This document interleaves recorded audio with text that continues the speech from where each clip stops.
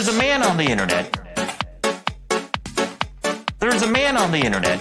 Just some random guy I met years ago. There's a man on the internet. Fortunately, there's a dark side to this person. There's a man on the internet. He's addicted to drama. There's a man on the internet. He spreads rumors about people he doesn't know. There's a man on the internet. Facts with facts he doesn't have. There's a man on the internet. Don't take my word for it. There's a man on the internet. You're talking about yourself. There's a man on the internet. Oops, wow. There's a man on the internet. Maybe we should give him the benefit of doubt, even though there's a man on the internet. I took him to court. What a hero. Wow. There's a man on the internet. A guy by the name of... There's a man on the internet.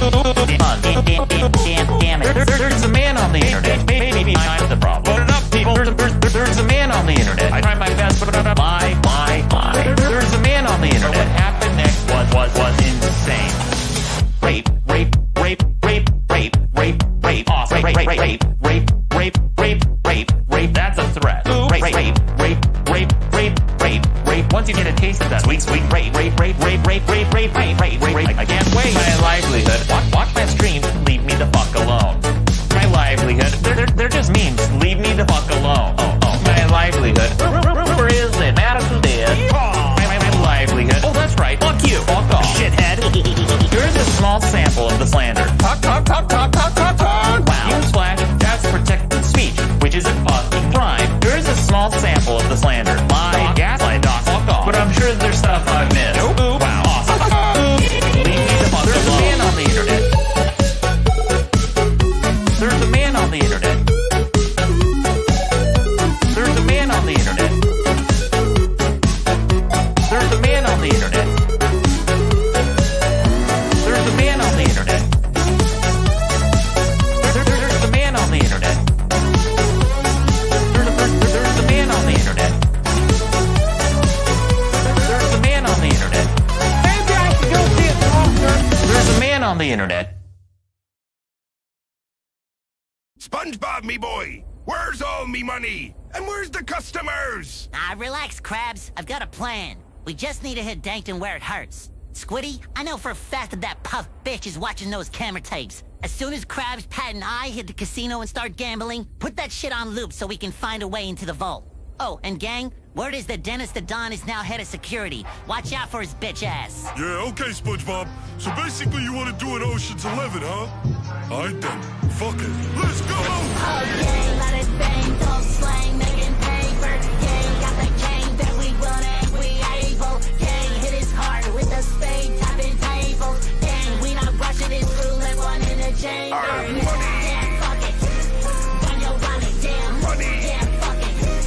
Show your pocket, damn. Money. Yeah, fuck it. We grown from it, damn. Money. Yeah, fuck it.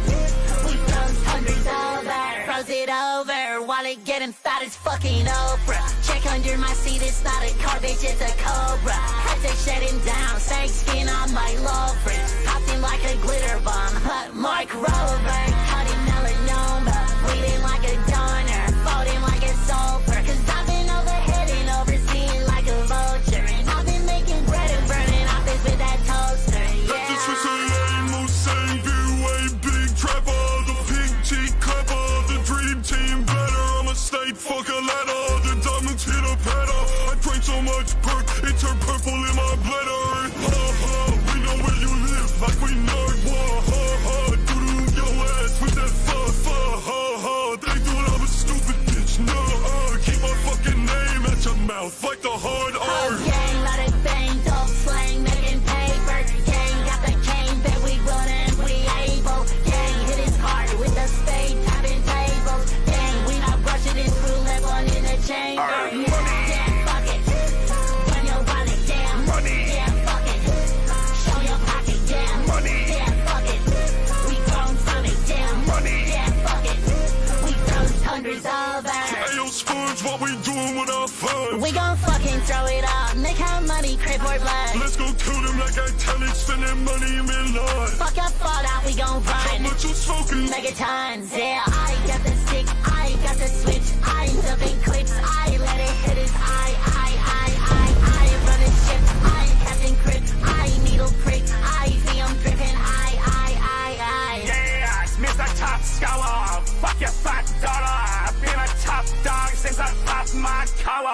fuck your chihuahua. I'm a fucking Rottweiler. On my money like my skin tone, big blue car. Lot of dang dope slang, making paper. Gang got the cane that we good and we able. Gang hit it hard with them spades, having tables. Gang, we not brushing it through level in the chamber. Money. Yeah, fuck it. Run your wallet, yeah. Money. Yeah, fuck it. Show your pocket, yeah. Money. Yeah, fuck it. We grown from it, yeah. Money. Yeah, fuck it. We throw hundreds over.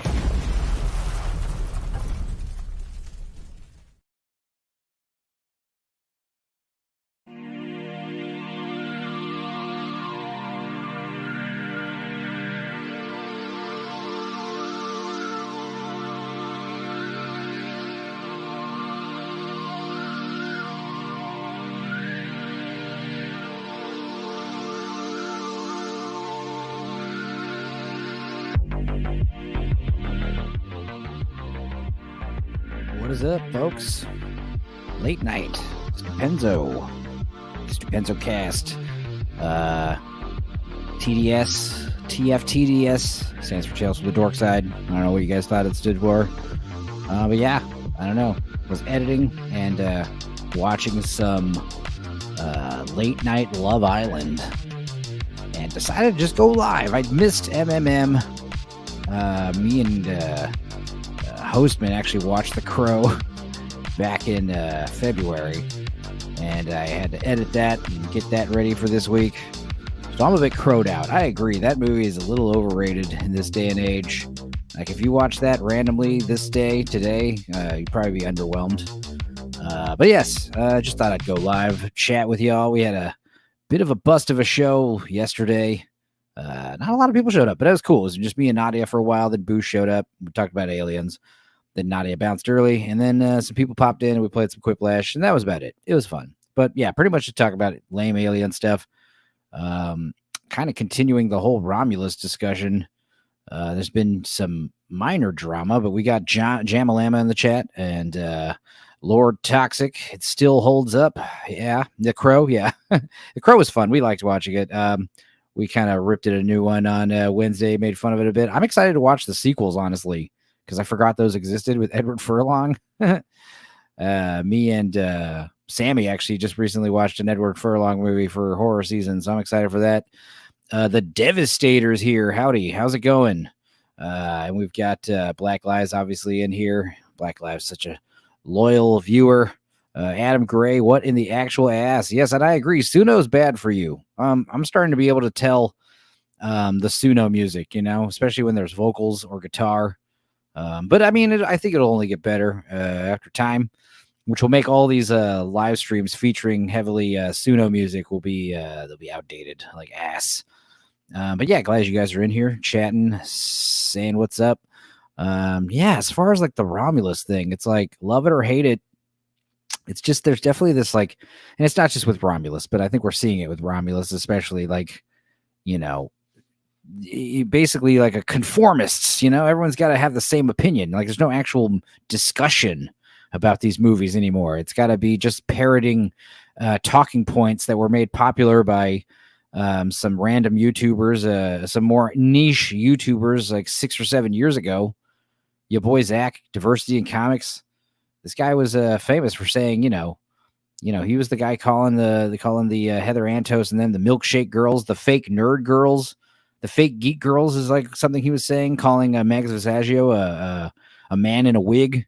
He was saying things like this back in 2016. He said, hey, you guys probably can't say it right now because you'll get fired or canceled or whatever. But when this is cool to say, when it's popular to say this stuff, it will be, you will hear it. You'll start hearing it everywhere.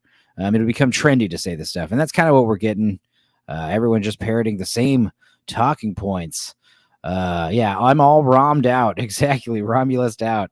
Yeah, I don't really want to talk about the movie per se as much as it is like, we talked about this briefly with Nadia yesterday, but like this idea of like audience capture, like I don't want to say I liked it or hated it because, the audience might disagree with me or the panel might disagree with me and pile on. It's like, who gives a shit?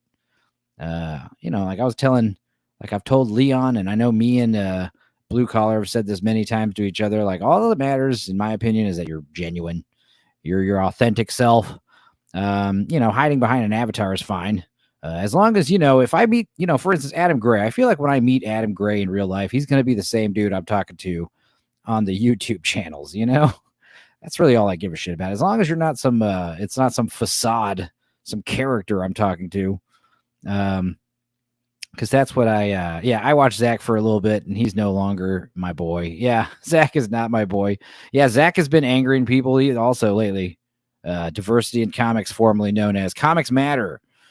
He's going hard in the paint against the what he calls the birthday clowns, which I semi agree with him. I do think it is hypocritical though, because he basically does the same thing. He obsesses over Heather Antos and Mags Passaggio and some other comic book characters, but as far as with him, it's like it's personal. Those people literally personally tried to destroy him, So that kind of makes sense when he takes glee in their misfortune. Coughing matters with your boy Zach. Cough. Yeah, I thought for a while like your boy Zach was dying because of the cough. Severe indigestion. He would just be talking and just randomly. Anyway, so back to my point. Like it was just like, and it was a thing where he'd have to redo videos and stuff. Apparently, it was just he was eating too much fast food. Too much crappy food was just giving him acid reflux to where he could barely string together sentences without coughing. And Adam Gray says, if I was going to be fake, do you think this is how I would act? No, exactly. I know Adam's genuine. This is why I like hanging out with all the YouTubers I've been hanging out with. I'm not hanging out with any phonies on YouTube, really, I don't think. Unless they're really good phonies and they've tricked me. But yeah, I mean, as far as like the group think, the whole Romulus thing, it's like people going hard on Vex again because she's defending the movie, yet she shat all over Deadpool and Wolverine or whatever. There has to be some consistency. Guys, liking movies is it's subjective, isn't it? Right? I mean, I personally also liked Romulus. I mean, it wasn't great.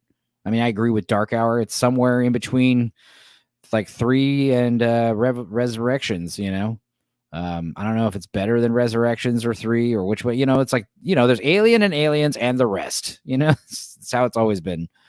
But this idea that, Jamalama's a real woman. Yeah. Like we always thought you were, and then you said you were a guy. Vex is sincere, but she does love a hot take. Exactly. I mean, yeah, there's nothing wrong with that. There's nothing wrong with hanging out with some born and raised contrarians. I like contrarians. I'm a bit of a contrarian. I tricked people, says Black Lives, into thinking I was an old man. No, you're a young laddie. In fact, you belong on Love Island. We were watching, me and Meg have been watching Love Island. We've been binging the shit out of this show. And it's trash. You've been warned. And no, this episode of Stupenzocast is not going to be me, painstakingly breaking down Love Island. But I will say, I might have mentioned it briefly. I watched 2 episodes a while back and was like, what the fuck is this show? But now we've watched like 10 episodes or 13 episodes, something like that, including the beginning, the first episode, which I was, out of the loop when I first watched this show. But yeah, I mean, as far as Love Island goes, we know, me and Meg love trash. We love watching the trash. But good God, this show is hilariously bad. Toxic has his alter egos. Toxic is your alter ego, buddy. Some days you're the Lord Toxic, and some days you're lovable Wes Kelly. Let's see. Jamma says, I had no idea how Vex will feel about any show or movie. Yeah, I mean, that's how it is with a lot of people. Nadia is nothing against her. I like Nadia. She has a very eclectic taste as well. She also has very eclectic, which is great because she hasn't seen a lot of stuff apparently growing up. So when she watches RoboCop for the first time, like she told me yesterday, it's like there's no nostalgia there for me. So I thought it was meh. Thought it was okay. I really told her I think RoboCop will grow on you. You watch it a few more times. It wasn't until like the 12th or 13th time I watched it in high school where I realized, God damn, this movie's like a masterpiece. You would think it's like a dumb action movie the first couple times you watch it, but you realize there's a lot of layers. Same thing with Starship Troopers. It's a lot of layers that you don't pick up on. That's what I said about Vex. I can never predict her thoughts. Yeah, I mean, women, that's just women in general, right? And then they accuse you of not being, they get mad at you for not being a mind reader, right? And Nadia was pretty based, IMO. Yeah, exactly. We talked about that briefly, where it's like, just say what you feel. If a movie makes you feel a certain way. I mean, nobody likes a detractor who's just constantly talking shit. That's kind of the thing about Zach talking about these birthday party clowns, quote unquote. Just everything has to fail. Everything has to do bad. If there's like anything remotely unsatisfactory in it, it's trash. I was talking about this with Romulus. It's like, oh my God, this movie sucks. It's garbage. I hated it. What would you rate it out of 10? I don't know, 6 or 7. And I'm just like, that doesn't compute. Oh yeah, I loved RoboCop and Starship Troopers immediately also, but I didn't realize how damn smart they were. I didn't realize they weren't movies for dum-dums until like I watched it as an older high school pubescent male. When I literally I was telling Nadia about this, she was like practically laughing in my face. I was like, yeah, the part where he's like walking into his old house. I like got emotional one time watching it. And it was like I said, it was like the dozenth time I'd seen the movie, and I was like welling up. I was like, God damn, I knew the scene was coming, but it just hit harder once my balls dropped. Boosh is here. What's up? How's it going? Yeah, Boosh actually joined us randomly for 2 episodes of Love Island, so he got a taste of what it was.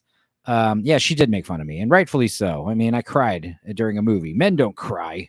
But yeah, Boosh was very, I think he sold on the trash TV Love Island.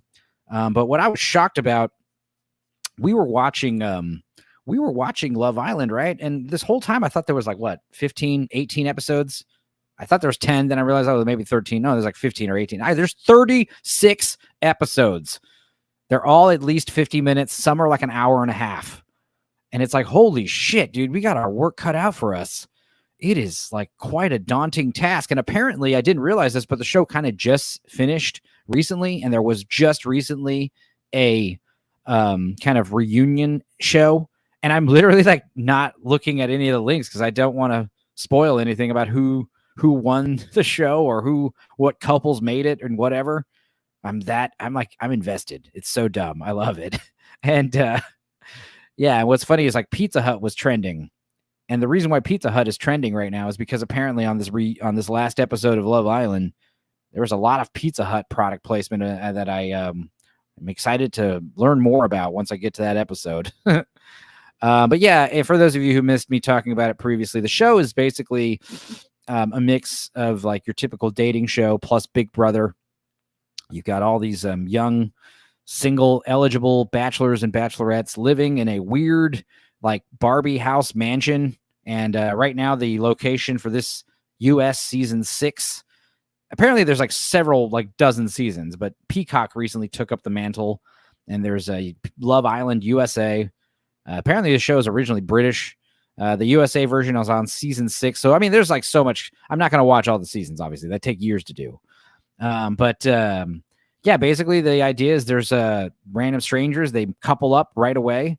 And there's some recoupling here and there where they swap partners if it's, vibing more with other people. And there's a lot of, so far, no real backstabbing or anything. But yeah, basically the prize is the last couple standing gets like $100,000 or something like that. So, I mean, there is like incentive to not leave early. You think, oh, well, these two are hitting it off really well, so why don't they just leave? And they can get their victory early. The prize is not getting a couple. The prize is literally a huge lump sum of cash. So yeah, that is the prize right there, Toxic.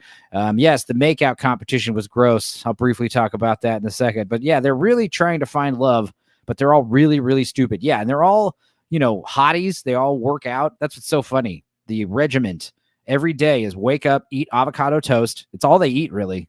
I've never seen them make dinner. I've never seen them eat like tacos or fish or asparagus. They just eat avocado toast and they drink shakes in the morning and have some coffee. And it took them several episodes to learn how to work the coffee machine, the espresso maker. Paul Hadouken's here. Yo, yo, yo. How are you doing, sir? Good to see you, buddy. Talking about Love Island. So yeah, all they eat is eggs and overdone eggs and avocado toast. And they wake up, they brush their teeth, they do all their makeup. The girls do all the makeup while the guys make avocado toast. And then they all like get all glammed up in their beach wear, their swimsuits. The guys are wearing all just swim shorts and the girls are wearing bikinis and they hang out by the pool and they work out all day and they socialize and chat and they get all sweaty. Then they go back to their rooms and shower and do makeup again and brush their teeth again and do more facial regiment stuff, clip their nose, shave, whatever, take showers. Then they come back down and do nightlife shit where they all get dressed up in normal clothes, like, beach resort pants. They wear pants and shirts, basically, is what I'm saying, and dresses, and they slut it up. And then they have cocktails all night and they pair off and meet and mingle. And rinse and then they go to bed and it's like, again, makeup, wash your makeup off, do your face, brush your teeth again. This is intense regiment, this beautification process. And then they go to sleep and then rinse and repeat every day. It's the same thing every day. There's never new activities. There's never anything like that. And what's interesting is there's no host, there's no camera crew, there's no production crew on set. And if they are, they're there sporadically, like probably to do maintenance, like fix cameras or broken headset mics or necklace mics they wear. They also, I'm sure they stock the fridge and do housekeeping while they're asleep or whatever. Tony K is here and he says, I'm quite sure the British version was better, but the Scousa accents were deplorable. Lord Toxic would fit in quite well. Yeah. I'd assume the British version's better because it has like 20 something seasons, apparently. It's quite a show. It's quite a catalog, a backlog of episodes, which is I'm not going to watch any of that. I think we're just going to watch this newest season and kind of go off. Oh yes, Lord Toxic has a GF now. Anthony, the book was better for Love Island. I agree. What was it? The Blue Lagoon. I like how the Return to the Blue Lagoon was pretty much the same movie again, but with Mila Jovovich. Interesting. But yeah, as far as Love Island goes, there's drama. There's some drama, and we'll get into that. But yeah, like Boosh was saying, there's all these little mini games they have to play where they, have to do a twerk, see who could twerk best, and the guys vote and whatever, and they play these little games like who do you think what guy has the biggest body count, blah blah blah. It's all getting to know you shit. There was an episode in the I think episode 9 or 10. The mini game was we're going to do a blind kiss test. Now keep in mind everyone's kind of paired off already. All right? And everyone's trying to feel it out. Some people are trying to, branch out to other contestants. Some couples are very monogamous, it seems. They're very they're not doing any browsing. But then they do this blind kiss test where they have, and it's sponsored by Maybelline, mind you. So all the girls have to put some Maybelline lip gloss on, and the boys are blindfolded and have earplugs, and they all have to go down the line and kiss all the boys. And the boys have to not guess who it is, but rate the kiss. And then the girls do that, and then the guys do the same thing to the girls. So basically, you're going from the left to the right, kissing everybody, and the poor dude on the far end is just getting all the backspit, all the backwash from all the previous kisses from every girl. Now, what's interesting is they do this stupid thing about the show where they'll kick people out because they're not vibing, but they keep bringing new people in, and it throws the whole show out of whack. You get to know this cast of characters here, right, on the first episode or two. By episode 3 or 2, there's a new chick that comes in and steals this dude from her, and then 2 new guys show up. Okay, then a couple people leave. I'm not going to spoil who. Some other people leave. And then apparently on the next episode, new guys, new girls are coming. Ugh. So anyway, we're joking about how everyone's going to get strep throat, right? And this guy, Aaron, he's the last dude to do the kiss contest for the boys, for the girls. Everyone's been kissed repeatedly. Now it's Aaron's turn to go down the line and kiss everybody. And some new guy shows up who no one knows. And his way of meeting everyone, all the girls, is to kiss all of them blindfolded. And, granted, the girls take their blindfold off and they're like, oh my God, it's some random guy. But none of them are upset. They're all into it because, the guy's hot. Everyone's hot on this island. I mean, the question is just who's the least hot. Me and Megan, and I think Boosh also, we all kind of unanimously like Hannah the least, even though she's very funny and she brings a lot of energy. Yeah, I mean, it's funny because top 3 are still, I think top 3 attractiveness are this girl, her, and this one, Kaylor. So we got Kaylor, Leah, and Serena. And basically, they're the only girls that don't have, like, fucking fake titties and fake asses. That's kind of why I like them, obviously. There's a few other girls who were added. And, yeah, Boosh is quite a fan of the Australian girl who's not pictured here named Liv. But she's dumb as dirt, dude. Boosh didn't see it, but there was an episode where she's talking to this guy, Snake Wrangler. He's literally a professional snake catcher, which is funny because most of the people on the show have, like, real good jobs. They, like, sell medical equipment, or they work in the medical field, or they do software. Like, that's what I think Kendall does. But this guy and this dude right here, they have the least job security. This guy right here, like I said, he's basically a fucking pest remover, removes snakes out of places in Florida.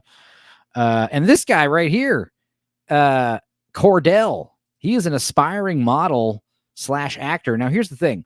He's kind of paired off with Serena quickly off, and she's doing the friend zone thing. She's kind of holding him close, but, like, not kissing him, not being anything, trying to just take it slow is what she's saying. And she asked him at one point, what are your long-term goals?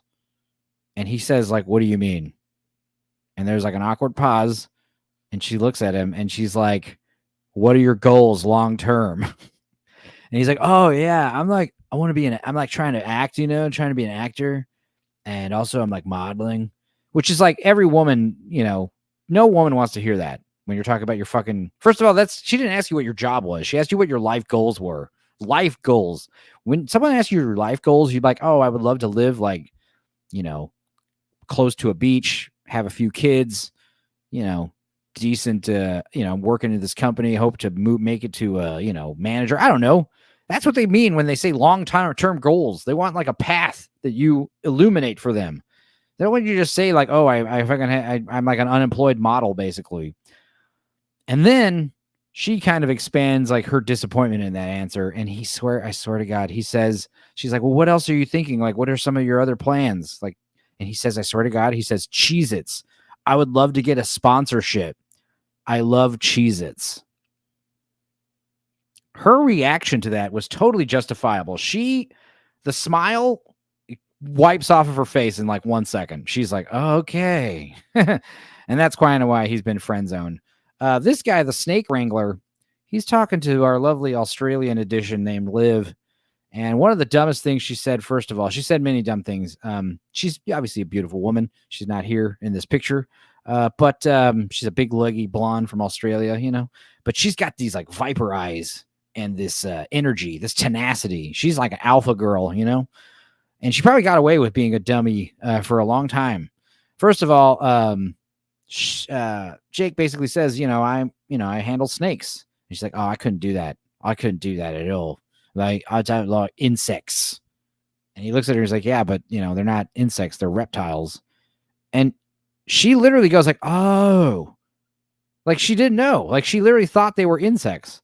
Okay, that's fine. I'll allow that. Maybe it's a miscommunication. Then later, she's dating, she's mingling with some other guy, London guy who we don't know, named Miguel. Well, he gets added in later. He's the new guy that kissed all the girls. He calls her a dodo bird because she's saying something stupid, obviously. And I swear to God, she says, where do you get these terms you come up with? Like, what does that even mean? And he's like, he doesn't expand. He doesn't tell her a dodo bird was a real animal.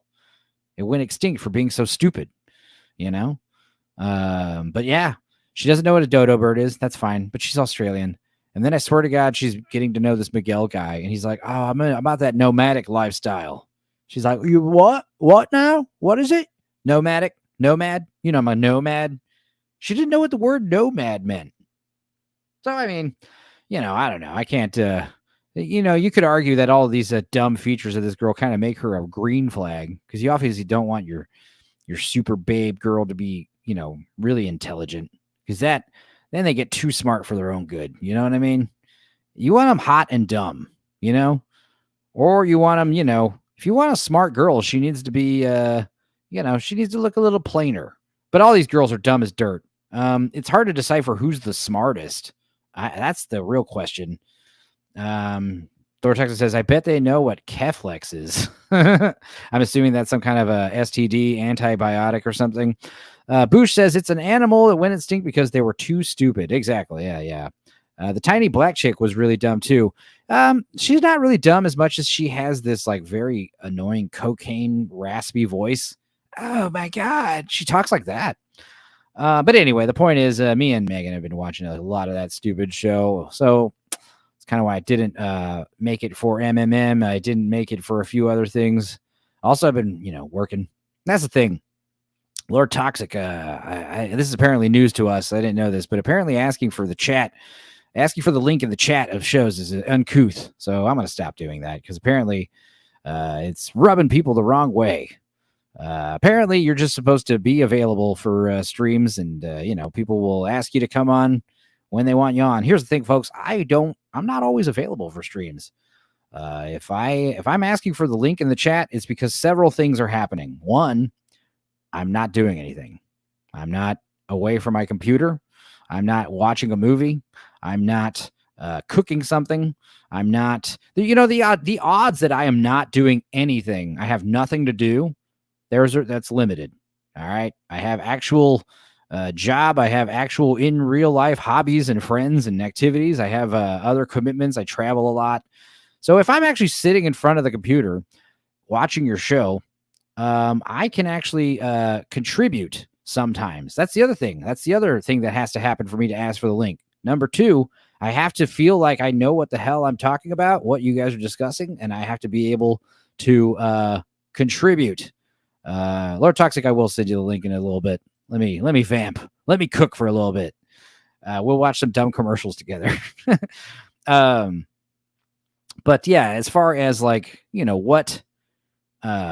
if I'm asking for the link, it's also like, not only can I feel like I have knowledge over what the subject is, I'm not trying to get eyes on me, guys. Like that's kind of the main point I'm getting at. I'm not trying to get on the show because I just want attention. Usually it's just like, I want to hang with the homies and I'm not going to be, a waste of space on a panel. The other reason why I would ask for a link is if you told me before that I'm allowed on the show, I got an open invite. Anytime you want to come on, you're on. All right, great. Now, I guess doing that in public in the chat. Yeah, that's apparently the issue. Apparently it rubs people the wrong way. I didn't know that. I thought I was a cool kid where I could ask for that stuff, but it's okay. As far as that is concerned, I think I'm just mostly going to just be focusing on the show. And if anybody ever, has a show they want me on, please feel free to hit me up. As long as I got a couple days notice, I could probably clear up some room.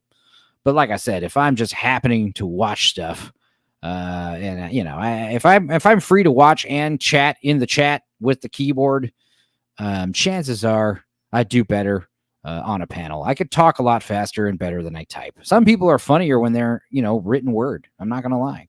Some people are funnier that way. They're better. Some people work better in the chat. I am not one of those dudes. I would say chatting in the chat is one of my weak points, honestly. But that being said, I enjoy hanging out with all you guys. It's always fun. It's always good shooting the shit and talking about movies because that's really what I'm here for. If you guys are fans of the show, you've been watching regularly, I think, talking about being genuine, talking about being authentic. Guys, I'm not here for subs. I'm not here for links or clicks or likes. I'm not here. I don't care about copyright claims. I don't care about being demonetized. I just want to fucking nerd out about movies. All right. If it's got to be a TV show or a video game, or, God forbid, a book. Ugh, I'm just kidding. No, but the point is, like, if it's something I'm just less knowledgeable on, I will sit this one out. I have no problem sitting streams out, guys. But that being said, I am popping on a few streams later this month. I think I'm going to be on Gooch's channel on the 28th to talk about American Pop. Fucking Ralph Bakshi's masterpiece, magnum opus. That's what I'm talking about. I want to talk about movies that were good, that I could talk about for hours and hours. Sure, we could talk about Romulus and why it was okay for about half an hour to an hour. And if we really wanted to, we could break it down scene for scene. I don't really want to do that. Aliens, me and Blue Collar and Toxic and Northern English Bastard, we did a big old watch along of Aliens. That was great. Fun times. R.I.P. Losers Lounge. Blue Collar's too, he's got to work now, but he is playing a lot of video games on streams right now. He was basically fucking, I don't know, that guy's sleeping like 3 hours a day. I'm worried about the guy. He was playing Elder Scrolls last night. Elden Scrolls, whatever the hell it is. The one where you die a lot. And he kept doing the thing where he'd kill the big bad guy and he'd be like, all right, one more. Let me just go to this next save point. And then some bad guy would show up and he'd get killed a few times. Elden Ring. Thank you.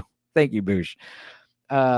He'd do the thing where it's like a binge show, like binging a show, like one more episode. He'd be like, one more checkpoint, one more thing, and then I'm going to bed. One more thing I got to do, and then I'll go to bed. He did that for like 5 hours. I didn't watch it all, but I kept tuning in. And I was just watching Blue Collar Loser play Monkey Man Wukong. Yeah, apparently that game is doing really good. Yes, and Adam Gray, exactly. I'm really sick of bitching about contemporary media. It never ends. Yeah, that's why I like going on Lancer's show, because it's not, it's like every Tuesday we get together on Lancer's show and we talk about what we've seen, and it's not just new shit, it's old shit too, stuff we haven't seen in a while or stuff we've never seen before. And like 9 out of 10 times, it's a recommend. Once in a while, I will bring up something I watched that was god awful and I need to warn everyone about it. But usually it's some fucking terrible Lifetime movie no one was going to watch anyway, So let's be fair. But yeah, I mean, as far as just like I said, the parroting, just like that's why I think I like Zach's phrase of calling them birthday party clowns. Like, they got one trick. Like, they blow up little animal balloons. They sit around and they act like they're having such a good time laughing, like it's so funny. But in reality, they're just sad inside. Because that's the thing I'm noticing is like everything is trash. Audience, everything is trash. Everything sucks. Now I agree, like movies aren't as good as they used to be, on the whole and individually, for sure. But this idea that a movie that was okay did some good stuff here and some bad stuff here, it sucks. It's garbage. It needs to just be destroyed. I mean, guys, the movie industry isn't going to get better if we all just hope everything fails, and I agree. It's a big part of the production companies, the production meddling, the lack of imagination, the playing it safe with IPs. No one's really, I'm sure there's plenty of original ideas for stories out there that are just refusing to be told. No one wants to tell them because it's not going to put butts in seats. And you got an original idea and you turn it into a shitty Netflix movie with a crappy budget and, rushed special effects. It doesn't really hit the same way as someone imagines it. This is why it's like, man, if you got an original story, just write a book, just put it down in paper somehow. And then, maybe someone will adapt it to a movie. That's like your best bet at this point, as opposed to like trying to just go straight to screenplays. Ugh. Black Lives says, Adam Gray, that's kind of the reason I haven't been on Brown stream that much. Still love Brownie, though. I love Brownie, too. Brownie, I was told a while ago, Brownie and B-Sups, I was like back in January. It's like, Enzo, you're going to be on. They're going to call you on soon. I was like, cool. That never happened. So I don't know. I'm just chilling. But as far as like, Mr. Brown show, finding myself streaming over Mr. Brown show a lot. Not by choice, but I also don't really mind because, like I said before, like me and Brownie's show are pretty different tonally. I know Mr. Brown, he's like one of these guys that doesn't like the cursing. He does private streams a lot when they get too racy. Guys, if I ever private a stream, it means something really bad happened, okay? Like, someone's dick came out or something. That's what, that's what you could expect. Adam Gray says, Black Lives, it's exhausting at this point. I don't know how people like Mahler keep going. Yeah, I think the reason why Mahler keeps going, I think what helps is when you have a crew. Mahler's not the one actually editing the stuff, maybe. I'm just guessing he has an editor. Because, it's bad enough writing the stuff. The idea of actually typing it out and writing it, that's something I realize like I don't want to do. Unless it's like a 2-minute video. I can write a few paragraphs. But if it comes to like writing these long-form essays, I'd much rather just do something similar to this. Just start ranting. I don't know. Mahler is fueled by his rage. Brown is going to take a break. What does that mean? Brown is afraid to lose his monetization and he needs it. Adam Gray, you were on Mr. Brown's recently, weren't you? Was that your first time on the show? It was so good. How was it? I hope you had fun. But yeah, that's the same. And that's something I was also talking about with the YouTuber friends I've met. I love you guys, and I like hanging out with all of y'all. But god damn it, I can't say for certain any of you guys will be still streaming or making videos 5 years from now. You know, there's this like uncertainty and this temporariness about YouTube. You know, like YouTubers in general are kind of like pro athletes. Like when I look back on YouTube channels I was listening to 10 years ago, you know, fuck that, even 5 years ago, like there's a lot of them that I've like kind of forgotten about or moved on from, you know. Yeah, that's where I got the updates. Mr. Brown has gone 3 years without missing a Sunday. Oh yeah. Yeah, hell yeah. In fact, I will be taking a break. Not a break, but I will be missing Sunday, September 1st. I don't know what to do. Maybe I'll do Dorkside on Monday, English breakfast style, maybe. Maybe I'll upload an old episode of the Dorkside, because you know I have lots of episodes on my Facebook streams when I used to stream with my homies. You can see like a 4 or 5 year old stream. See, I was still a 3 or 4 year old stream. See, I was still talking about this shit like 4 years ago. Maybe I'll do that. I don't know.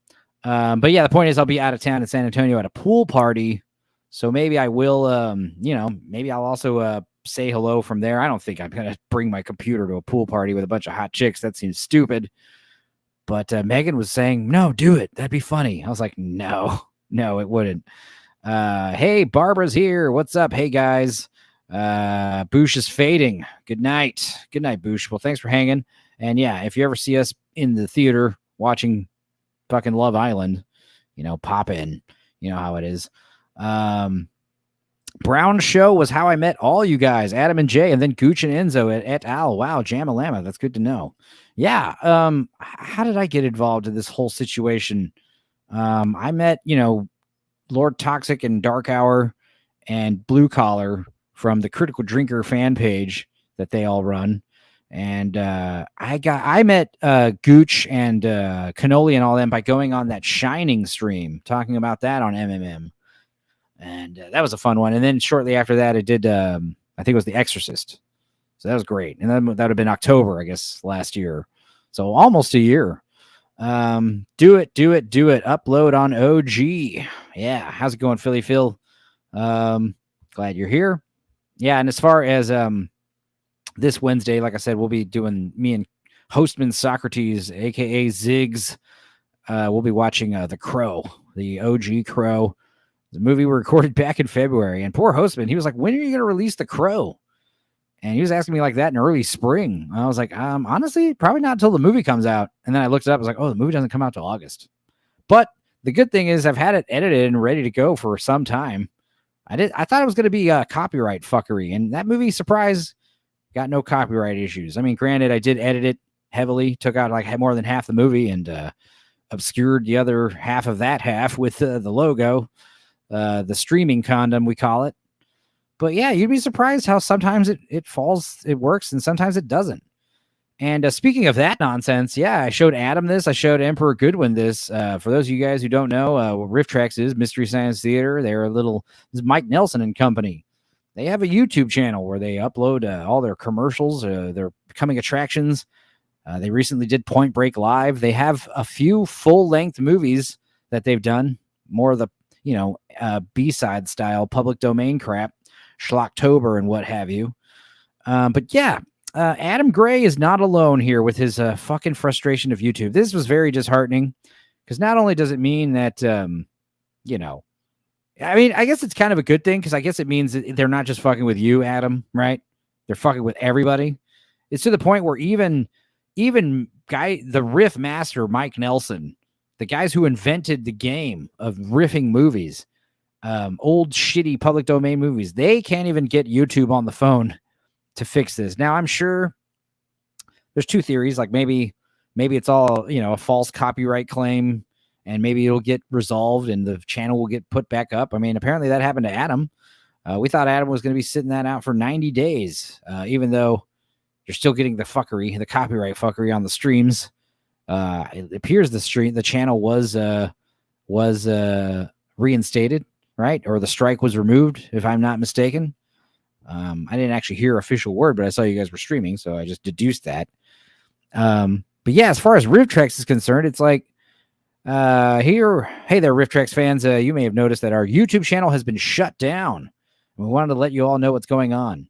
First things first, thank you for all the support over the last few days. We are so grateful to have such a caring and committed community of fans. Unfortunately, we have received word from YouTube that they will not be reinstating the official RiffTrex channel at this time. Okay, so they're not reinstating it. According to them, for those curious, our channel was terminated because of a different channel belonging to our former parent company, Legend Films, was struck with several erroneous copyright claims and shut down. I'm assuming that means Shout Factory, like Adam Gray is saying. Sorry for RiffTrex laughing at Shout Factory.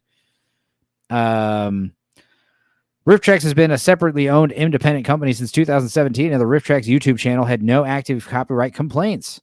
YouTube claims that if the Legend channel is reinstated, we will get access to ours back, but we have not been able to speak with anyone at YouTube directly. So that means Legend Films channel was brought down, and therefore the parent company, they're not the parent company, though. That doesn't make any sense. Here's another idea that it could be. Now, this is me plotting. This is me conspiratorializing, conspiracy theories. What if this is all just an elaborate ruse?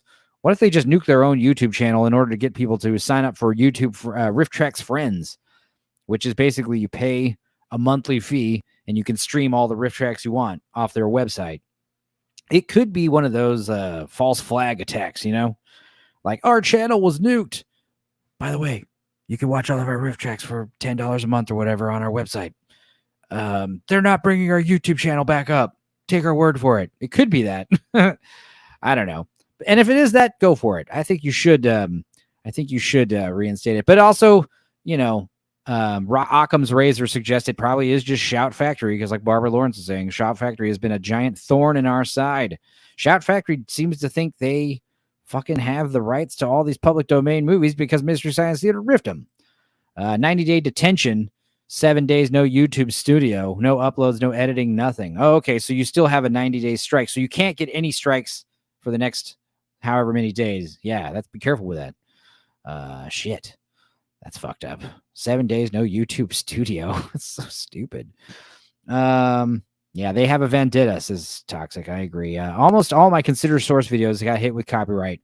Gone Girl has been completely blocked. No clue why. Yeah, it's depending on what specific footage you're showing and how long you're showing it for. I mean, it's really weird. I feel I don't know. I feel like lucky. I feel blessed. I don't know. Maybe I'm just, I've done over 100 WeWatch videos, and the only one that got blocked for real, no matter what, was Twister. But it's funny because it was only blocked in America and Canada. So it's up in UK. It's up in Russia. I don't know. I also have a few other movies here and there that were partially blocked. I've got a few videos that are partially blocked. That's not a big deal. But as far as the only one that's blocked in the United States is Twister. I don't have any videos that are outright blocked. I mean, I managed to edit them and get them, somewhat up. But like The Meg is a great example. The Meg was when I realized like less of these modern movies, because The Meg, if you watch the WeWatch of The Meg, it's like you can barely make out anything that's going on because the logo overlay is so dark. It's like 90% of the movie, of the video. But yeah, as far as like a lot of stuff, I do have copyright claims on them, but it's allowed on YouTube. And I think the issue is if you get a copyright claim and it's allowed on YouTube, but you still get a claim, I think it's different if you start streaming it. You can have some of our blocked videos, Enzo, says Adam Gray. Yeah, I mean, shit. Let me know which ones they were. Maybe we'll do some of those, me and Adam, because I know Adam's got the link to the Discord, and I've been meaning to watch stuff with him and Goodwin and Babs. Bring Babs too, and maybe we could watch some of your the Too Hot for YouTube stuff, and I'll edit them because that is the biggest, most annoying part. It's why I do like doing some of these public domain movies, or at least not public domain, but safe for YouTube movies. That's a big test. Is like, I'll look up a movie and it's like, well, let's see if it's already uploaded on YouTube, and specifically not uploaded by stupid, these other YouTube channels that probably pay for licenses. Like if you see like a movie, like for instance, Adam, you'll be interested that me and Sammy watched the remake for Not of This Earth starring Tracy Lords. Now that movie's up on YouTube right now. and it's not up by, cult classic cinema or whatever. It's like random guys, random dude has uploaded Not of This Earth on YouTube. So I'm like, okay, that's a pretty safe bet that it's allowed on YouTube. And it is. And I still might get a copyright claim on one of the songs that's in the movie. But what's funny is I watched that movie with Sammy thinking, oh, I won't have to edit this too much. Just put the intro, outro video on it. I was wrong, because that movie's Titty City. There are so many titties in that movie. It was the last movie Tracy Lords got naked in, and the first movie she did that wasn't a porno, in which she was underaged. So we'll talk about all that whenever that premieres. Maybe next Wednesday, I'm thinking. So yeah, continuing with this Riff Tracks thing. Yeah, they haven't been able to speak to anyone at YouTube directly. Now, this is fucked up because over the last few years, our channel averaged 127,000 hours, or just about 14.5 years viewed per month, and grew our subscriber base to roughly 120,000 of you fine folks. It's disappointing to see that go away, but we watch Joe Estevez movies for a living, so we're used to disappointment. For those of you who enjoyed Riff Tracks on ad-supported video, you can still do so on Pluto TV, Twitch, Tubi, Samsung, and Freevee. Direct support will always be the best method of keeping Riff Tracks strong, so consider purchasing a Riff directly from our site or signing up for our streaming service, Riff Tracks Friends. I think this is like, all energy is getting diverted to Riff Tracks Friends right now. Thank you all so much. We'll still be keep bringing the funny. It's just not on YouTube. Now, that is unfortunate. Barbara says titties for all. Yeah. I didn't watch that with Sammy. I watched that with my cousin, Queef. I'm sorry. Me and Sammy watched Brain Scan recently. That will be up in a couple weeks too, hopefully. Atragon is up on YouTube everywhere, including Melvin's channel right now. We got shut off for it. Jesus Christ. Yeah, like I said, it's because you're streaming it. Yeah, streaming is completely different set of unwritten rules. Yeah, that is bullshit. Because, yeah, I mean, I guess the alternative is record the video and upload it to a Premiere, which is what I do. But, I mean, yeah, that's not, you can't interact with the chat like I'm doing right now, blah, blah, blah. Wow. Anyway, point is, the YouTube fuckery continues every day, all day. YouTube is it's a fickle hobby to have, folks. Be prepared to have your heart ripped out of your asshole at any moment. But yeah, I mean, it is funny because the shit that I get away with on my channel, it's not fair, damn it. Some movies you're shocked, like, why is this movie allowed, but not Atragon? What the hell? That being said, yeah, good news though, or bad news, I don't know. Acolyte season 2 was canceled. You guys, I didn't learn this until just recently because I was watching stupid Love Island. So Black Lives says, guess my theory was right. I disappear. Adam still hasn't been monetized. Boo. I hate being right. I should try left. Wait, where am I again? You're here on Stupenzocast. So yeah, as far as Acolyte season 2, I don't know. You're probably upset about this if you're a shill, or if you really, really were hoping to like grow your channel next year. We'll never be monetized on YT. That we are definitely blacklisted. Yeah, like I said, I'm still on the slow chug to 500 subs, but I'm really not interested. It'd be cool to be eligible for super chats and what have you, but like I said, I'll probably be eligible and get super chats for like a few months or whatever before it's just taken away from me. I'm never going to try to get ad revenue because mostly I just don't want ads on my stupid videos. When you're watching one of these 50-minute Wii watches, having ads peppered through them, that's annoying. I can't imagine. I mean, obviously most people have ad block or YouTube premium, but no, I don't like ads. Also, I don't condone, I don't have any say in what's advertised on my video. I don't like that shit. John Richards, problematic white guy. Hail all. How's it going, John? Nice to hang with you again. Join Rumble before someone else gets your handle. I am on Rumble. That's the thing I need to start doing is re-uploading the old Wii watches to my channel. I did that for like a handful of videos and then I stopped. And then I did it for the Matrix video. And then I did it for Twister. And that's about it. You need to go back to the backlog and keep uploading the Wii watches at the very least.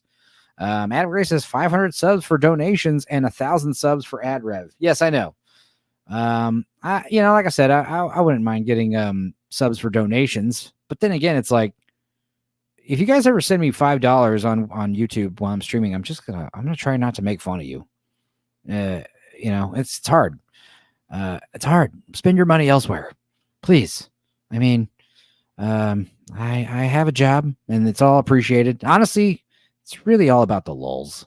As long as you guys are watching the videos and laughing, that's all the money I need. That's the currency I pay for things. I know that sounds corny, but it's just weird. Also, I'm just one of those guys where I don't know. This is just a glorified hobby for me. But like I said, yeah, I just don't want to apply for monetization. And then they realize like, oh yeah, you got your, spend your money on B-roll instead. Exactly. Give it to Adam. Just say, hey, this is for Enzo from me for you. Yeah, there you go. Hailing top of the morning, Nix. How's it going? Barbara Lawrence. Yeah, I agree. Funny. Now as far as, I mean, like I said, I'm gonna apply for monetization. And they'll be like, you got monetization, and then like a day or two later, they'll be like, actually, we actually watched some of your videos. No, we're gonna take that away. Don't I already do that? Says Black Lives. Gonna be lurking and working, dude. You're a poet and didn't even know it. That rhymed. Hello, Nix. Glad you're here. Glad everyone's here. But yeah, as far as Acolyte season 2, I found out that this show was canceled because Lance was streaming about it being canceled. I got a notification for it. I was like, what? And then, of course, I saw that I also had news updates, message to me, notifications. And also, Mahler made a pretty scathing post like, we won. We did it. The Chuds won again. Like I said, it's probably bittersweet if you're really hoping to grow your channel next year. And I was like, oh, I'm going to make fun of the Acolyte. But there's still Skeleton Crew. So, apparently making fun of Star Wars is a surefire way to get your channel subs up. I wouldn't want to give anyone false hope that that's kind of what we do on this show. Now, The Acolyte is one of those stupid Disney shows that I actually watched.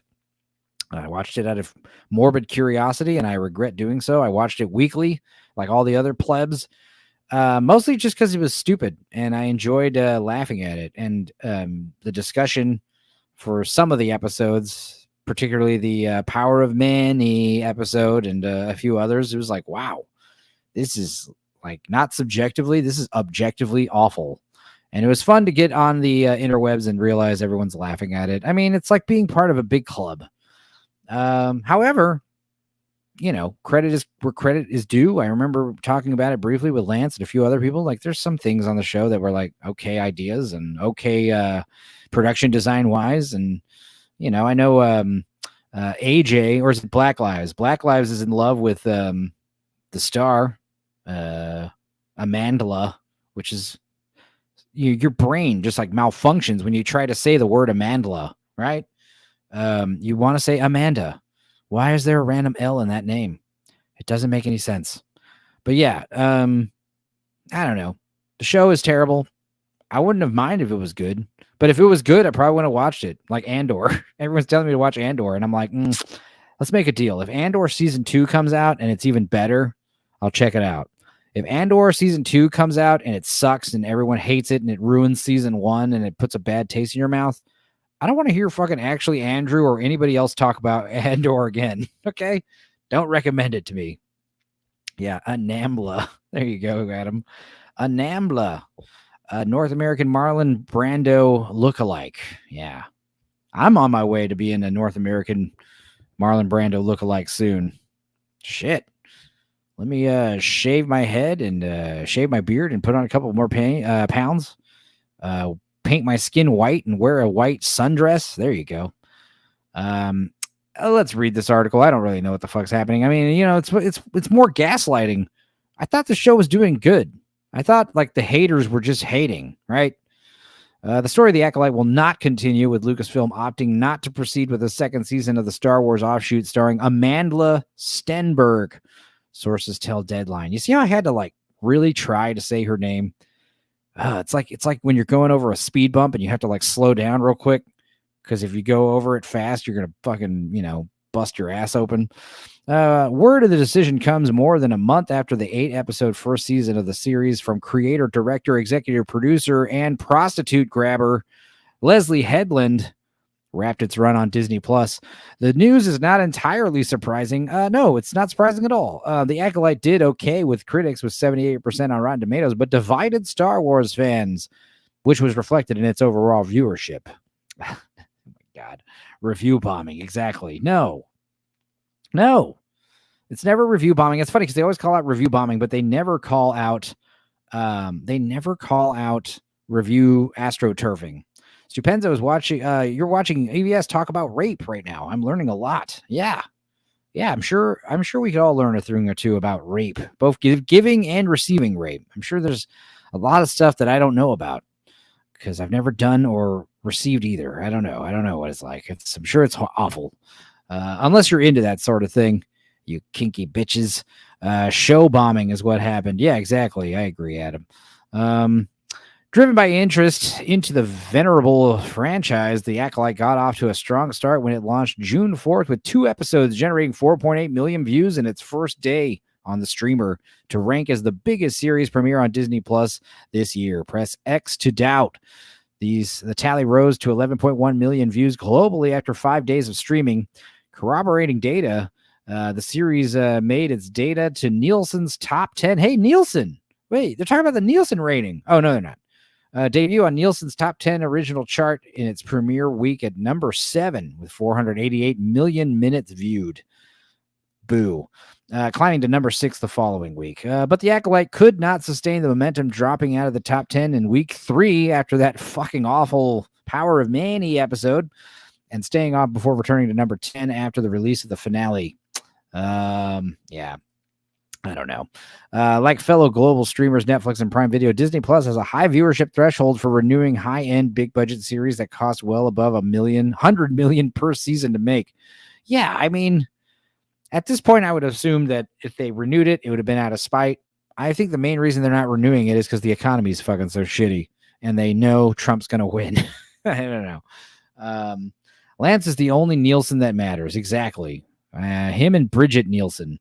In interviews, Hedlund has revealed that she has pitched her ideas for a second season and has shared her hopes for a renewal. Lucasfilm's first and most successful to date Disney Plus series, The Mandalorian, is carrying on, crossing over to features with the upcoming Mandalorian and Grogu. Ahsoka, the company's series that preceded The Acolyte, has been renewed for a second season. Ouch. So Ahsoka was also terrible, I'm hearing, but that got a second season. I guess if you're going to have to choose one, you'd probably pick Ahsoka. I'll give you Bridget. Hell yeah. $10,000 per minute is the budget, I'm guessing. Jesus. Yeah, you might as well just be burning money. Light it on fire and smoke it. That's probably better. It's probably more fun. The Acolyte was a mystery thriller that took viewers into a galaxy of shadowy secrets and emerging dark side powers. Fuck you, Deadline. Like, why are you pampering this shit? The Acolyte was a piece of shit that was written about a bunch of fucking lesbians and twins and weird nonsense. I mean, that's what it should be saying. A former Padawan reunites with her Jedi Master to investigate a series of crimes, but the forces they confront are more sinister than they ever anticipated. In addition to Stenberg, the cast included the guy from Squid Game, Manny Jacinto, Jodie Turner-Smith, Daphne, who fucking cares? Jesus Christ. That's it. That's all. That's the article. Good Lord. I don't care, guys. The Acolyte is done. I mean, I guess this is a victory for the Chuds. But, you got people that are really upset, like Amy here. I'm really tired of sharing the franchise I love with toxic, misogynistic, immature racists and constantly seeing them being catered to, even though the rest of us have been here all along wanting new and fresh stories that connect deeply with all of us. Yeah, I don't know. The comments are hilarious, though. Yeah. In fairness to both sides, Disney Star Wars feels like it's been heavily catering to the DEI camp for analog while now. Oh, a long while. There you go. So many fake Star Wars fans are outraged by Disney canceling The Acolyte. LOL. Happy crying tear face emoji. In fairness, number 1, they were here first, and 2, they hate you because you're an atheist freak. Holy shit. Fun with punctuation. Bridget Nielsen pre-wall is bloosh. Yeah, there you go. That's my orgasm face. I knew it was. Yes, they've done nothing but cater to middle America. Yeah, exactly. I mean, you have to understand the comic book stuff is what got me into this stuff years and years ago before The Last Jedi. Yeah, they were doing the same thing. Hey, we got this noble white male fan base who love comic books with superheroes in them. Let's shit all over them and annoy them just so we can maybe get girls interested in this. Guys, for the most part, girls don't like Star Wars. In fact, if you bring it up on a first date, it's like a huge red flag for like 90% of women out there. Okay. Same thing with YouTube commentary channels. I tell Blue Collar all the time, like he's got some chick he was hanging out with. I was like, do not tell her about this YouTube channel shit. Don't tell her about that shit until 3 months in to the relationship. Okay. Not 3 months of meeting her. Like 3 months after you're like going steady with her, you can kind of tell her, oh, by the way, I haven't really been going to poker night with the boys. Poker night with the boys is basically just me talking on a computer with my internet friends. And she'll be like, oh, okay. What do you guys talk about? And be like, just movies. Don't tell her anything about Star Wars or Disney or Marvel movies. That was a great moment in Love Island.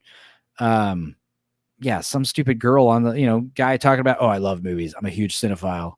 Go into all the Marvel movies. And she's like, oh my God, I love Marvel.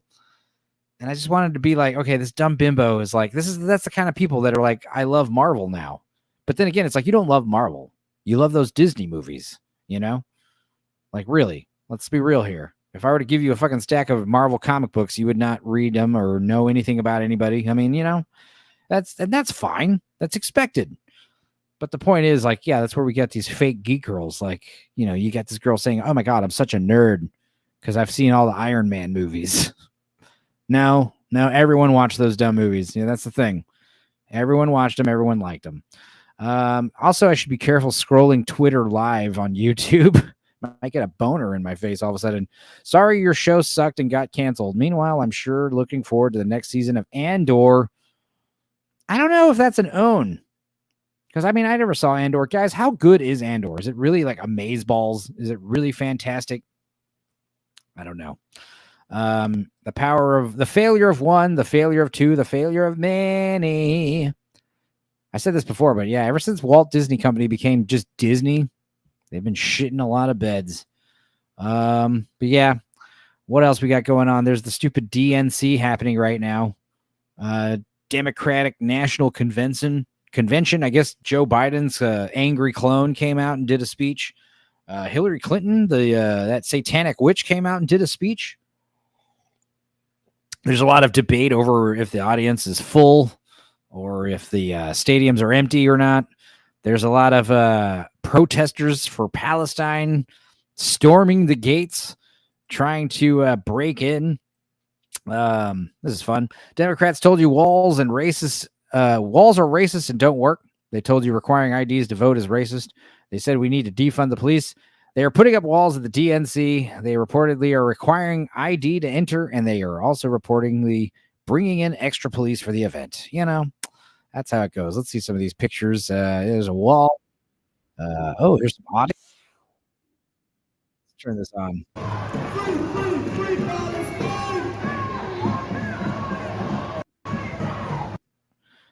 Nick says the EFAP breakdown of Andor makes it sound good. Still on the watch list. Yeah, I mean, that's the thing. Is like that's when I knew Star Wars was really dead for me. I know I've said before, like, Star Wars technically isn't dead.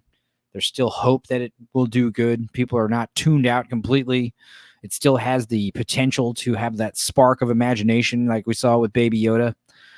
But as far as I stopped watching even the EFAPs and the review videos of some of these shows. Like, I stopped caring, hearing about, the new Marvel stuff. I know Mahler did some long videos about the new Doctor Strange Multiverse of Madness. I stopped giving a shit. I don't even watch those anymore. I don't care. I liked Andor quite a bit. It feels nothing like Disney Star Wars. Yeah, that's what I'm hearing. That's why everyone likes it. Our good acquaintance Leroy Peters hates Andor, so that's a good sign that it probably is good.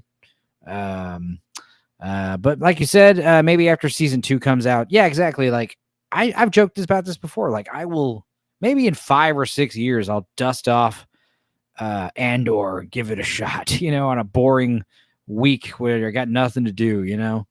It's like, maybe we'll check out this Andor show, see how it holds up. Black Lives says, walls are racist. I thought they were sexist because women kept hitting them. The DNC isn't doing that. The city is. They do it at every convention. Right. I thought it was funny that, what city is this in again? Is it Baltimore? I can't remember. But yeah, I saw that they were boarding up the businesses in preparation for the DNC. And the retort was, they didn't board up any buildings at any of these RNC conventions. Who knows? I don't know. Hi, chat. Hi, 1980 Ray. How you doing, buddy? Good to see you here. We were talking about, Love Island and, the Acolyte getting canceled and alien Cromwellianness. I don't know. What are you covering? I don't know. The DNC. Maybe I'll send Wes and Blue Collar the link. What else is going on? This is funny. This is not the city right here. The DNC this week has a massive shrine that's an inflatable IUD, ritual mutilations. That's a bit much. Vasectomies and child sacrifices, abortions. It's not a political party. It's a pagan death cult. Jesus Christ. To be fair, though, there is a Planned Parenthood RV outside the DNC. I don't know if they're actually giving abortions in here. That'd be fucking hardcore. Yeah, that's right, Blue Adam Gray. We are covering how sick we are of covering shit. Exactly. I just kind of felt like going live and ranting. It's one of these things where, like, I'm trying to, like, smoke less weed. So now when I do smoke a little bit of weed, I'm like, I gotta talk about shit. I'm just like gonna be racing in my head. So I might as well just go live and vent and just rant, talk off the cuff. Blue Car says he just started driving. Stupid monkey game. I finally beat the boss and a big ass wolf. Dude, you got to make that money, bro. Stop playing video games and make that money, dog. But yeah, I'm glad you're here. Hello, Ray. Hello, Adam. Hello, Adam. Yes, I agree. We are tired of talking about shit. Everything's got to be covered. Everything's got to be discussed. Well, this is funny, though. Yeah, I mean, Hillary Clinton showed up and said... Kamala cares. Cares about kids and families. Cares about America. Kamala...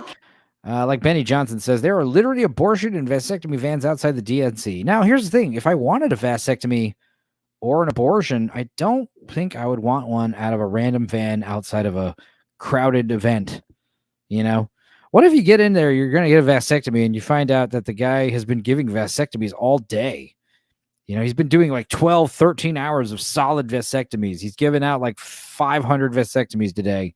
You're going to be like his 501 vasectomy today. I'd be like, maybe we'll put a rain check on this and try it tomorrow, or maybe we'll try it at a less swamped facility. Imagine if, like, you walk in there and there's like a full, like, hefty trash can full of testicles.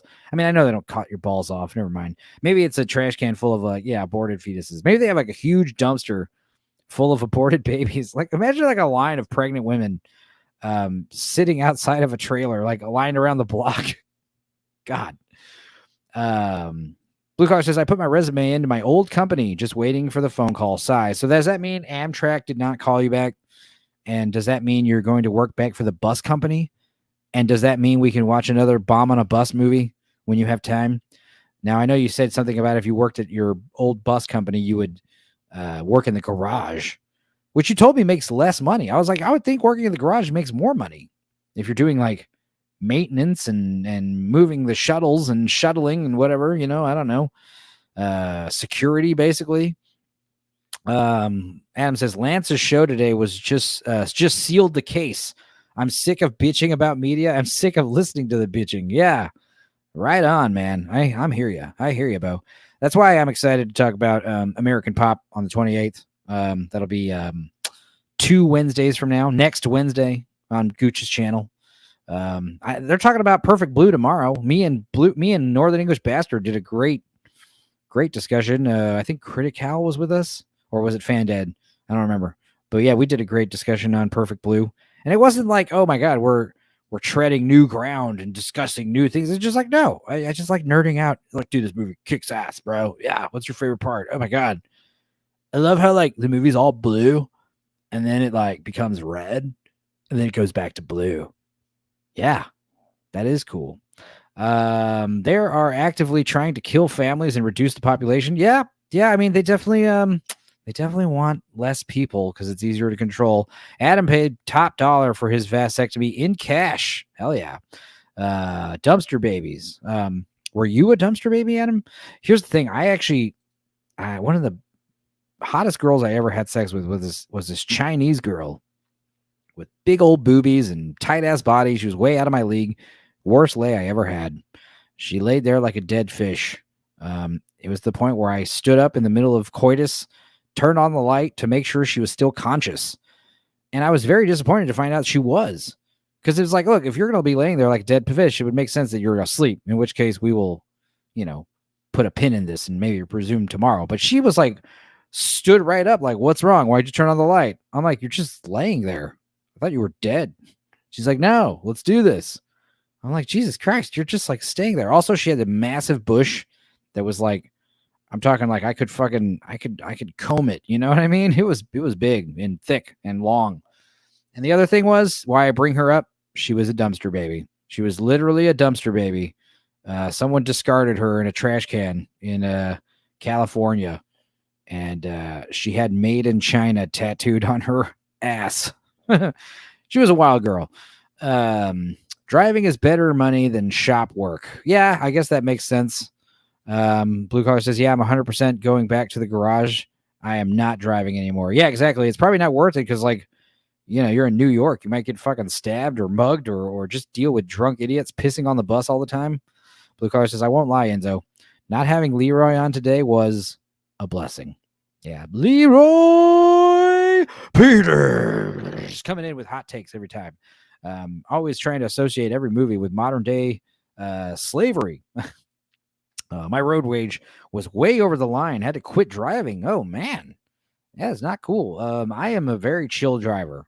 I'm a good driver, too. When we're in the band on tour doing the road trips, I am driver number one.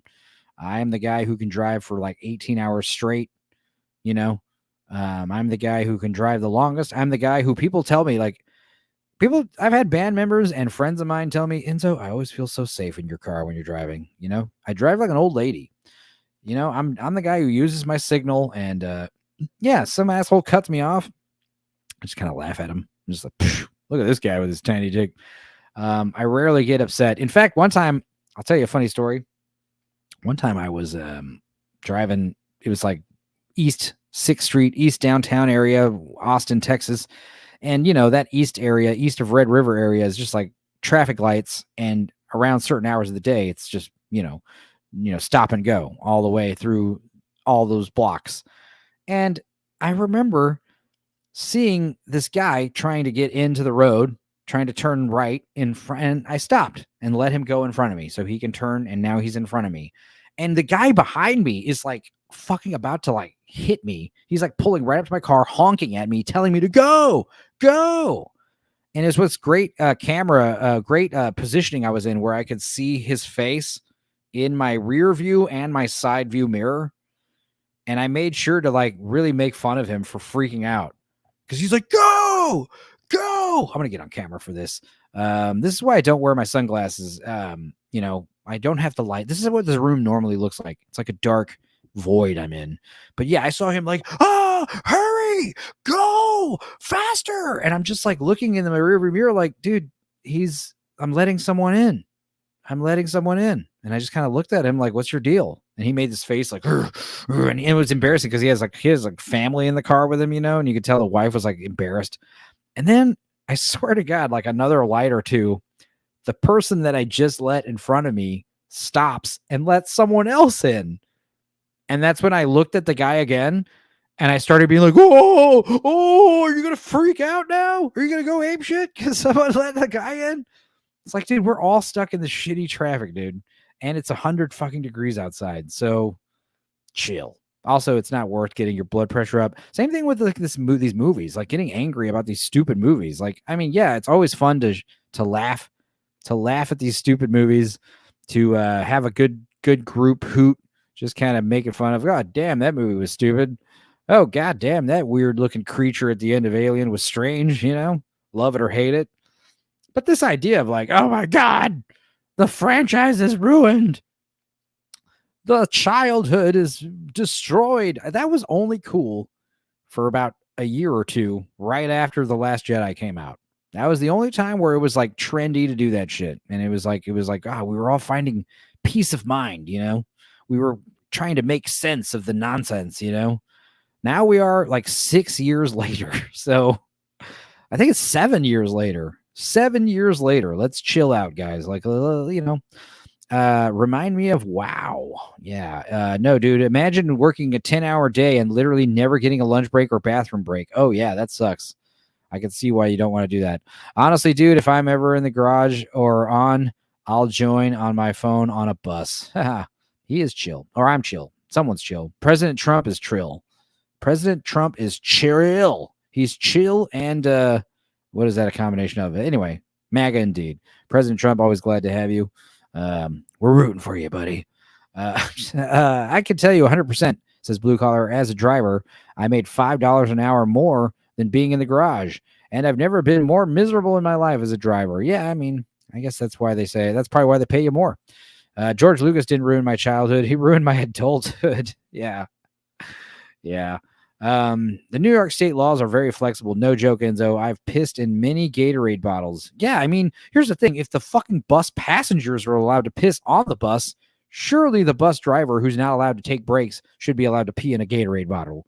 That would be fucking the end of I would riot on your behalf. Been there, buddy. I think I've only pissed in a bottle like once in my whole life on the road.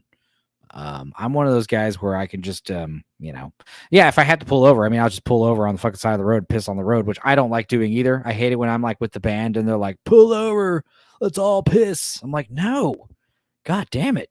Hold it for 5 minutes. My bass player is always using the excuse like, I only have one fucking kidney, bro. I gotta pee. It's like, God damn it. All right. And of course, one guy gets out to pee. Everyone's got to pee. So I might as well go pee. But peeing on the side of the road, especially when you got a car full of fucking reefer, it's not ideal. You know, I mean, obviously the odds of you getting stopped while you're pissing is slim, but that would just make it that much more embarrassing if it happened. And it would make it that much worse if it actually resulted into a search and seizure of some kind. You know, I don't know, dude. If you're gonna be riding dirty, you got to be careful. You can't be riding dirty and riding reckless at the same time. It's just a recipe for disaster. Here's outside the DNC in Chicago. That's where it is. Chicago, not Baltimore. Chirac, we love to call it. Let's see what these people are saying. What does this post say, actually? At the DNC in Chicago from Joel Berry. This is disturbing. They're completely driven by hate. Now, I haven't seen this video, guys, so if someone whips their titties out, I'll do my best to quickly stop it. Shame on you, kid. Our government, shame on you, kid. Shame on you, kid. Yo, shame on you, kid. I'm going to turn this down, probably. I don't know how loud it is on your end. Fuck you. Is this a trans person? Is this a trans person wearing a fucking terrorist handkerchief? A terrorist neckerchief? Guys, we're living in clown world, and everyone knows it, you know? So, that's how it is.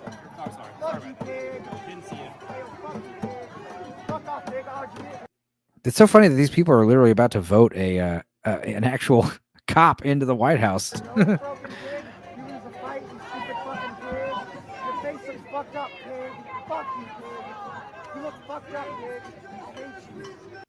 This guy. This is like me. This is like me when people are telling me they have an issue with me. Okay. God, you are so fucking pathetic. Get a job. And I hope you have nightmares. This guy telling you to get a job. It's fucking rich, dude. I mean, this cop's doing the right thing by not saying anything, but if I was just some bloke, I'd be like, what's your fucking job? Please tell me your job and how much money you make and how many hours a day you work. These are the same people that talk about how being a barista at Starbucks is like one of the hardest things in the world. And I do agree, bike cops are funny. But yeah, in a crowd like this, yeah, you gotta have the bike cops. Fuck that. You need the big horse cops, the dudes on the fucking giant like Lord of the Rings stallions. You know, those cops are like, yes, don't go near those assholes. Those guys are great crowd control. We deal with them every weekend on 6th Street in Austin. Blue Collar says that's why the past year the company is at a record-breaking low employee count. At least in the garage at 3 and 4 a.m., I can be wiping buses down, listening to YouTube. Yeah, that's really all we want in jobs, you know? You want to be paid to do something you love, but also you want to have plenty of spare time to listen to YouTube while you're working. That's all that matters. Let's see here. Mother, you going to bed? Okay. Good night, Mother. I want to sleep. All right. You can shut that door if you want. How much longer are you going to be? Not long. Just chatting with my friends, Mother. What? Just chat with my friends, Mother. My internet. I'm talking to my internet friends, Mom. Call. Just kidding. Mother's funny. Mother says hello, folks. She's going to sleep. So what else? Bike cops. You're a fucking loser, kid. You're a fucking loser. Adam says money can't buy sanity, not if you have to work for a living. Yeah. I saw that great video where the Indian guy is being interviewed by the Canadian lady, and she says, so what are you trying to do for jobs? You know, he's like, I work at the gas station. I'm trying to learn, business tactics, but I'm not really learning much. And he's like, well, what are you trying to do? Like, you're going here to school and stuff? He's like, yeah, I listen to Andrew Tate. I'm not trying to get a job. And she's like, what? He's like, I'm trying to break free from the matrix, And I kind of agree with him here. He's like, yeah, I mean, you just get basically, you just get paid 9 to 5 to sing and dance, basically, just to pay to live. And it's the system's broken. We need to go back to the days where, some fucking, crossing guard could, pay for everything, pay for a house and a bunch of kids, We are not at that level.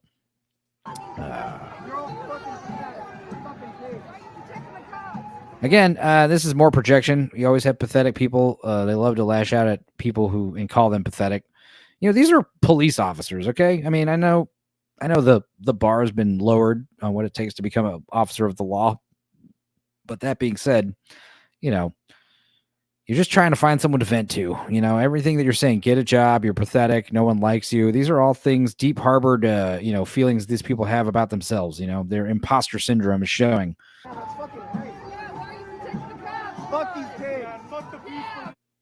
Anyway, that was riveting.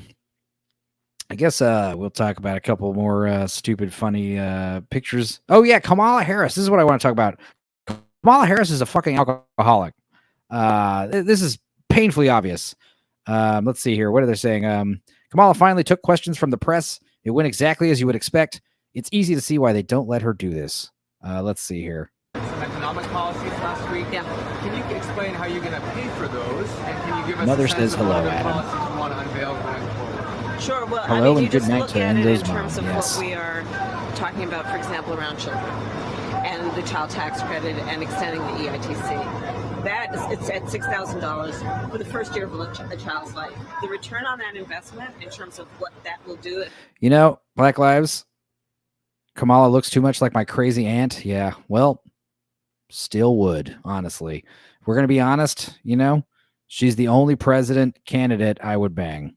I mean, let's be real here. I'm not saying she's a fucking babe or anything, but, she looked pretty good when she was younger, when she was an Indian woman and not a black woman. So... and what it will pay for will be tremendous. We've seen it when we did it in the first year of our administration. We reduced child America's poverty crazy by over ants, 50%. exactly. So that's a lot of the work. And then what we're doing in terms of the tax credits, we know that there's a great return on that investment. And when we increase home ownership in America, what that means in terms of increasing the tax base, not to mention property tax base, what that does to fund schools, again, return on investment. I think it's a mistake for any person who talks about public policy to not critically evaluate how you measure the return on investment. When you are strengthening neighborhoods, strengthening communities, and in particular the economy of those communities, and investing in a broad-based economy, everybody benefits, and it pays for itself. Okay, more word salad from Kamala. Yeah, that's the other thing I'm hearing about this DNC is like no one's actually presenting any actual plans. It's all just hating Trump again. That's their only fucking platform they have. Now, this video right here was shocking. Let's see if I can pull this up. Oh, God, this is funny. Hang on. Side tangent. So, yeah, these are the compilations of Kamala being drunk. Let's see here. My mother she would give us a hard time sometimes, and she would say to us, I don't know what's wrong with you young people. You think you just fell out of a coconut tree? You Notice how no one is laughing, says Mitten State. Yes, I noticed. I noticed a lot. Let's see, there's more. the direction of what I believe is the capital. The laugh. And what needs to happen in terms of Blue Collar says, yeah, spending 3 days in New Hampshire made my stomach turn, seeing my friends' cost of living compared to mine. If I had a remote job, I would be packing my shit right now. Yeah, take us with you, Blue. Blue, just come down here to Texas, bro, or go to Florida and hang out with World War Joe. If you want cheap living, go to fucking, I don't know, go to Kansas or somewhere with Lord Toxic or, one of these podunk states. You'll like it. That's the thing. That's the thing. Moving to small town, I mean, all I give a shit about is there water? Is there farms nearby? Is there water nearby? And is there a fucking decent grocery store nearby? It's really all I give a shit about. I can live in a fucking cardboard box in the woods. As long as I had internet and an HEB nearby. Let's see some more. People who otherwise have evidenced themselves having a feckless quality to show some courage. Yeah, you're right, Adam. They're trying to like tax you to try to move out. How about just don't pay it? Like, is that, But yeah, moving in general is expensive, especially like moving across the country. Jesus Christ, moving down the street is expensive, So I feel you, dude. Well, my kid has his final year of high school, so I gotta wait. Hey, one more year. Let's just hope the whole world doesn't turn to shit in that year. Who knows? It might happen. Or, we might go prosper into the golden age. Who knows? We'll see. We'll see how it pans out. I know what Lord Toxic is betting on. To reject the false notion that suggests you're either in favor of the Second Amendment or you want to take everyone's guns away. The false notion. The false notion. She sounds like me when I'm trying to talk and run a show, slurring my words and shit. When in fact it's just reasonable. I support the Second Amendment, but it's reasonable to say we need an assault weapons ban. It's reasonable to say we need universal background checks, that we need red flag laws. It's reasonable to say that if you want to deal with violence in the community, you also got to understand it's not only about mass shooting situations, which are horrible. She's drunk as hell. Blue collar, you can tell, right? It's like how takes one to know one. John Richards, problematic white guy, says, I'm in Neo, Nebraska at the moment. It needs more organics, but I can grow my own garden for that. Adam says, we can't afford to live here, can't save up enough to move, and Babs can't lose her pension. Totally screwed. Well, not totally screwed. I mean, you just got to be resilient, buddy, like all of us. I mean, we all got to be human. Yeah, she's on pills. Trust me. Yeah, pills plus booze, maybe, or just pills. A lot of pills. Yeah, the point is, like, they definitely don't want us to know about this shit. This was a great post. Oh, this is actually funnier. Real quick. Apparently, acting like drunk Kamala is a new viral TikTok trend. This should be good. Let's see. You think you just fell out of a coconut tree? You exist in the context of all in which you live and what came before you. That's pretty good. How much you want to bet this young girl is going to be called a racist, and they'll probably try to destroy her life and get her fired somehow? It won't work, though. I think they're losing that power. Adam Gray says, 1, I agree. Even when I'm drunk, I make more sense, and I'm a moron, says Blue Collar. No argument here. Let's see. Now, this is the video right here I wanted to see. Now, this is great. Great talking right here from Nicole Liza. Anyone familiar with alcoholism has to see that Kamala Harris has a drinking problem, right? Or like Adam said, maybe she's on pills. Number 1, she's drunk in public and on video. She's not stupid or awkward or joyful. She's drunk, day drunk, on the job, in front of cameras, in front of kids. She's drunk. Watch the videos and see for yourself. Her campaign team and Biden admin manage her the way families attempt to manage alcoholic parents. The campaign is hyper-controlling, keeping her from any situation that might expose her secret, hence not allowing her to speak off-script and refusing press conferences. The Biden admin was unhappy with Kamala and reluctant to give her responsibility, though the administration did not admit it publicly. Aides and staff reported it was to the press that was enough regularity that it was considered basic fact. The entire Joy campaign is an elaborate cover for her public drunkenness. It's the classic mom's not drunk, she's just really happy on a national scale. It's like being gaslit by dysfunctional parents into pretending our alcoholic mom / aunt / grandma / whatever is just fine. Thank you. Keep smiling. The world is watching. And if we pretend hard enough, maybe we can fool ourselves into being happy too. You'll have to have the volume, but look at the kids' faces. They know. These kids know for sure. Let's see here. Good Lord. All right. You got laughing face. All these kids are laughing. This girl right here, she's not impressed. This girl probably has an alcoholic parent. I love your competitive spirit. I love how you guys are just working at it. You are ready to be a team and you're ready to compete. And I just apologize for this audio. Yeah, I agree. It's probably a combo of pills and booze, Adam, because like if you're getting this drunk, you have to be like drinking like blue collar loser levels of alcohol. The idea is that you're having pills and you have one cocktail. Like, yeah, you get crossfaded and you get real fucked up, you know. I bet she looks all right from behind. Yeah. Kamala? I dare Kamala to set foot in New Jersey. We'd roast the fuck out of her. You live in New Jersey? So does Dark Hour. Blue Collar should come visit you. Is she drunk? so proud. How you guys doing? Watch her arm. Oh, she does the drunk cough too. What? That was a drunk lady. Anyway, I guess I'll send I can send Wes the link if he wants in, or anybody else. I'll just put it in the chat. I don't care. I figured we could watch a few minutes of lame commercials before we call it a night. 20 minutes or so, top of the hour. Yeah. Let's see here. What do we got? Yeah, last time we watched some lame commercials and that was fun. So let's do that again. 45 minutes of freshly digitized 90s ads. Let's do some nostalgia. Jersey is only a 2-hour drive.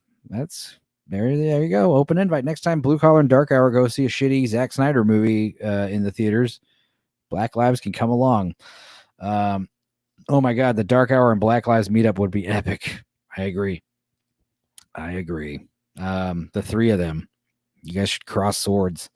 Let's see here. Let's play some of this shit.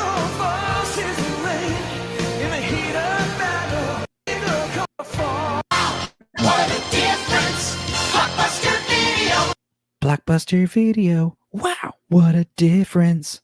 Who else has dreams that take place in video rental stores still? I do. And honestly, that jingle, I remember specifically the commercial where the Blockbuster Video shelves like come out of the floor and the lady's like looking around like, oh my God, this is amazing. And the music's playing. Blockbuster Video. Wow, what a difference.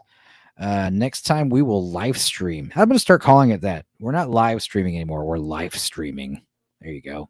It's better. I'm also going to start doing my ASMR voice because Mother's trying to sleep. Let's see. Let's hear some Blockbuster commercials. I have dreams where I'm at Blockbuster and it's like I can't find the fucking copy of the video I'm looking for or whatever. I don't know. Stupid shit like that.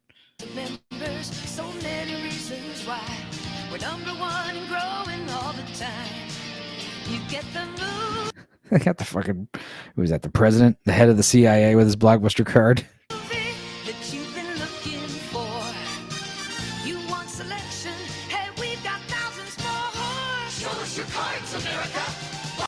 Show us your cards.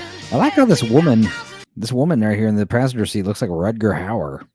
Hell yeah. This couple is still sexually active. You could tell. You could tell with how they carry themselves. Show us your cards, America. Wow, what a difference. Blockbuster Video. Go bomb Iraq.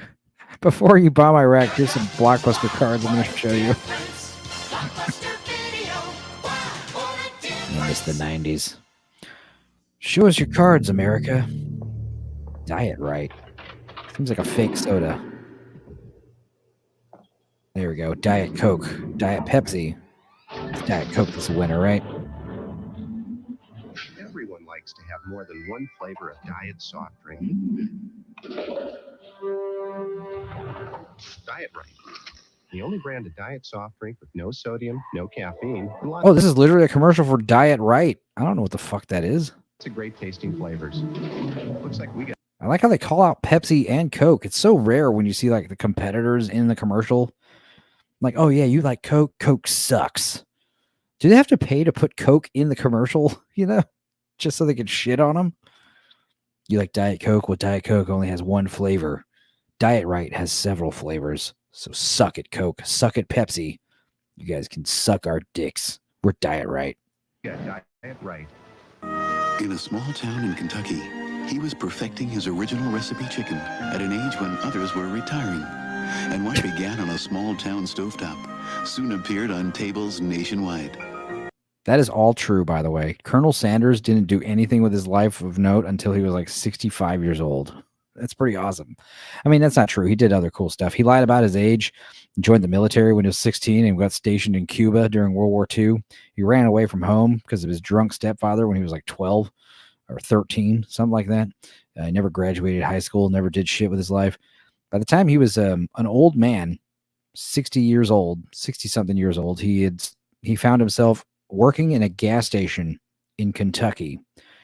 And I guess with all of his spare time, he had figured out a way to pressure cook a chicken, pressure fry it. He figured out that if you could you could fry a whole chicken in a pressure cooker in like 7 minutes. Okay. Pretty impressive. And he also had, yes, his trademark seasoning, which was 11 herbs and spices, all used in equal parts. And he said, quote, some of them are very surprising. Like you would be surprised by some of them. I'm sure sugar's one of the ingredients. I'm sure paprika is a huge ingredient. I'm sure pepper and salt, these are ingredients. The other ones that are, thought about, I think there's I can't remember off the top of my head. Oh, yeah, he fought and shot people in the 70s. Yes, that is true. He's a murderer. He's actually killed people before. Damn, this man was badass. Was weed one of the ingredients? No. In fact, I think they did eventually decipher the recipe, because what happened is, and we'll get into this, but like, yeah, what sucks now is modern KFC is basically just the seasoning is basically just MSG and like flavoring. So that's fucked up. But they still have the original handwritten recipe in the safe that you can only open with like 2 keys at once or whatever. Griffith Laboratories and McCormick and Company. The KFC employs 2 different firms. Oh, wow. What is it? I want it. Here's an easy KFC copycat recipe, so this might not be exact. But according to this recipe, it is, God, I gotta skip all the way to the fucking bottom. I love how it's like a whole novel of the history, just so you can go to the bottom. Okay, here we go. 2 cups of all-purpose flour, 2 teaspoons of salt. And here we go. We got dried thyme, dried basil, dried oregano, celery salt, black pepper, yellow mustard. That was one I knew. Paprika, garlic salt, ginger, white pepper. There you go. And then you cook in buttermilk, eggs, and canola or peanut oil. Probably peanut oil is better. Now, MSG seasoning like Ajinomoto or Accent, that is also included in this recipe.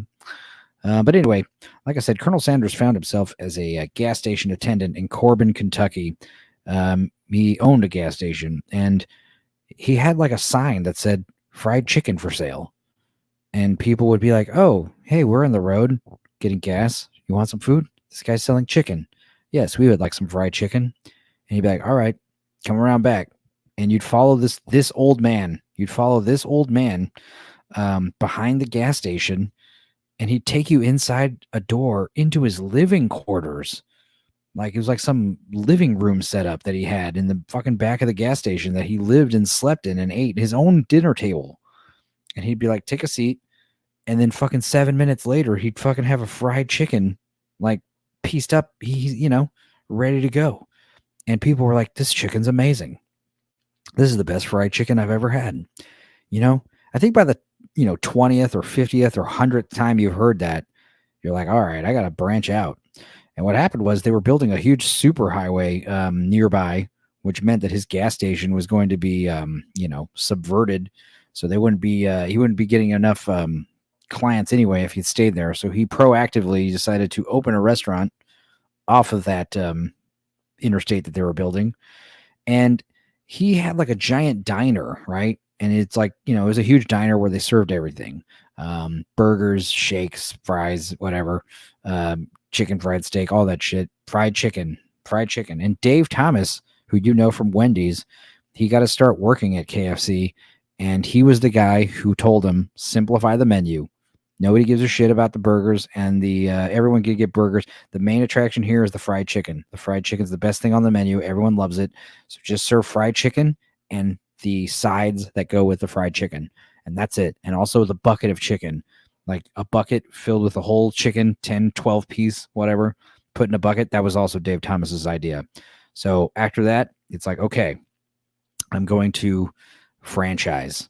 And that's when Colonel Sanders, at the age of 65, cashed his first Social Security check and hit the road with a briefcase with his recipe and, you know, some clothes and shit.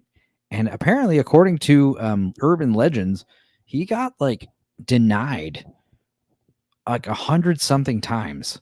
He's going to different, you know, wealthy people, distributors, like talking about opening a franchise of chicken joints. And he's like, yeah, but the reason why you got to pay for it is because of my recipe. My chicken's the best. My secret recipe is where it's at. And everyone was like, fuck you. I can make fried chicken. Like, thanks for the idea, but no thanks. And I think it was Tony Roma, the boot guy, was one of the first people to actually say, all right, I like what you're selling. I'll help you open a franchise.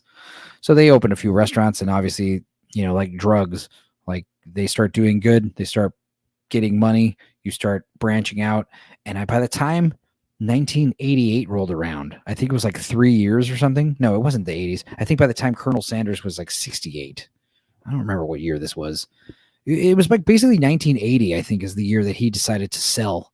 He sold the company. So he'd only franchised for a few years. And by then the company had been, you know, a national success, and he had many establishments in Canada and the United States.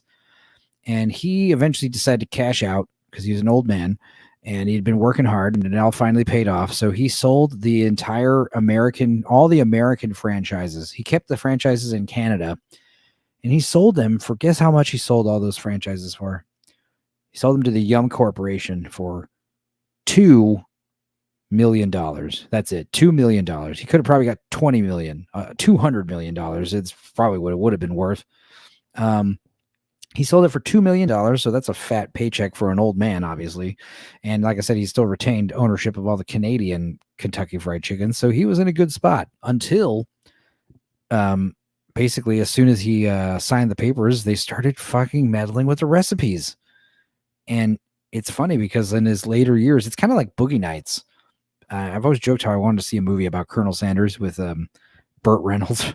Like Burt Reynolds from Boogie Nights playing Colonel Sanders. I guess now Mel Gibson should play Colonel Sanders. But the idea is, like, specifically once the 80s rolled around, like 1980 rolls around, that's when everything starts going to shit.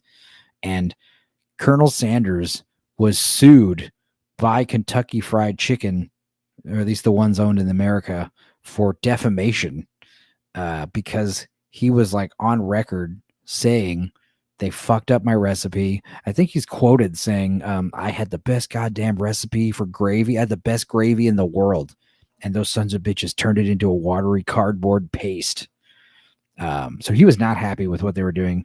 And they were doing what they can. They basically settled out of court, made sure that he could no longer fucking say anything like that. You know, he's got to retain, image. And that was the thing, is like when he was running the big diner, the successful diner in Corbin, Kentucky, that was when he was named an honorary colonel by the governor of Kentucky. That was when he started dressing like a Southern gentleman. And of course, when he sold the company to Yum Corporation, he also sold the rights to his likeness.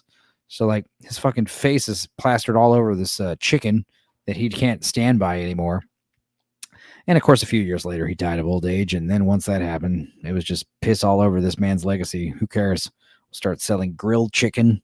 We'll start selling fucking, whatever those double-decker sandwiches are. Like, they don't care anymore. But that was the years and the years later.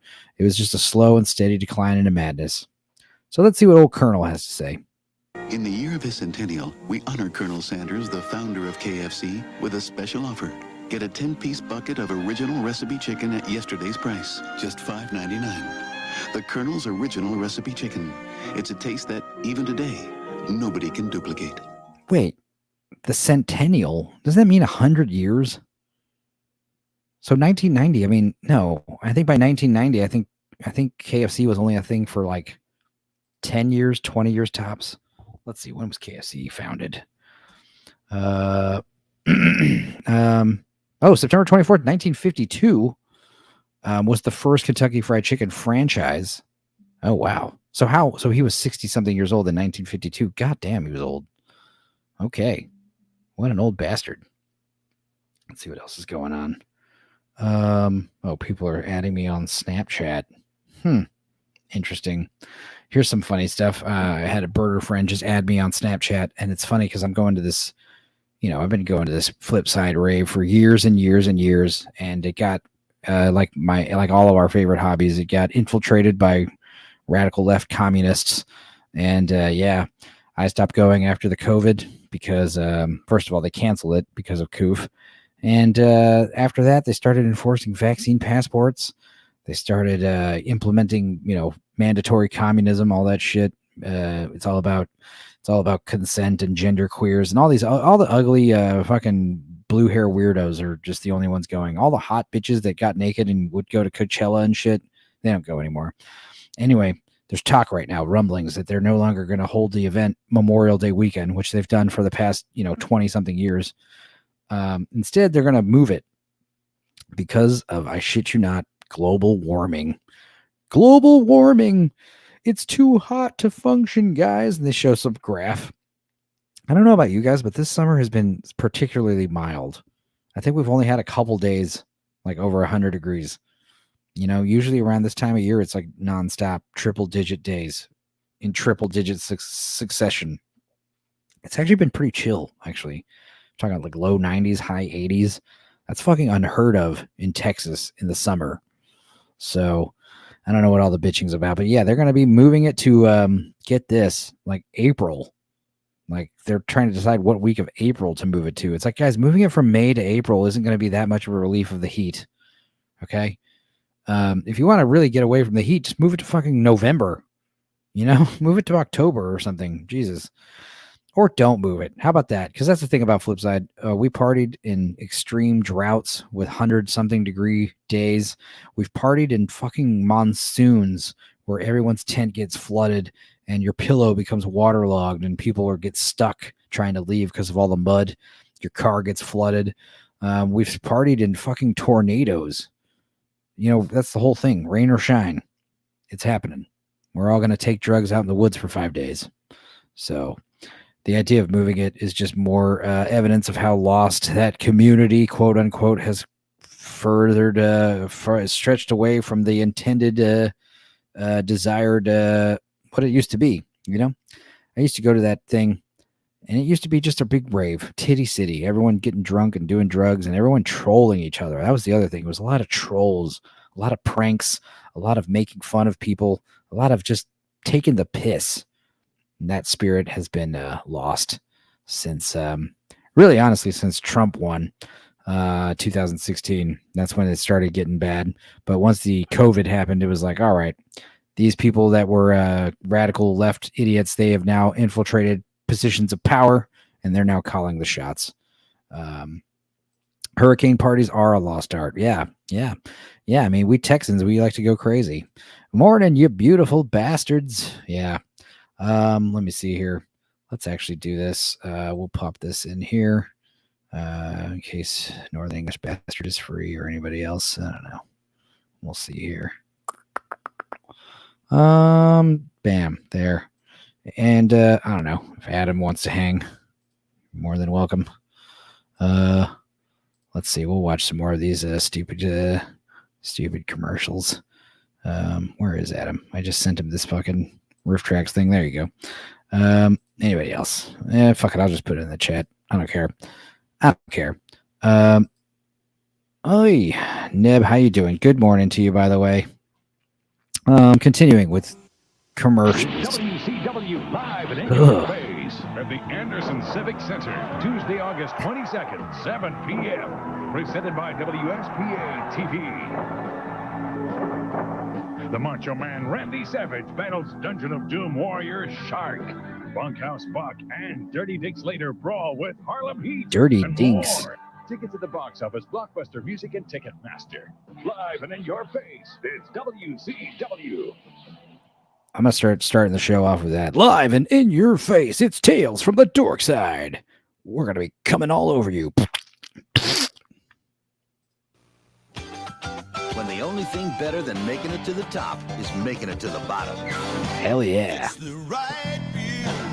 Because you know looking good isn't just for summer. Because you know winter's the time to turn up the heat. So call for the silver bullet, the one that won't slow you down. That womanizer. Oh, yeah. See, I like how both of these bitches are like, fuck you. Oh, we see how you're playing with both of us. I like that.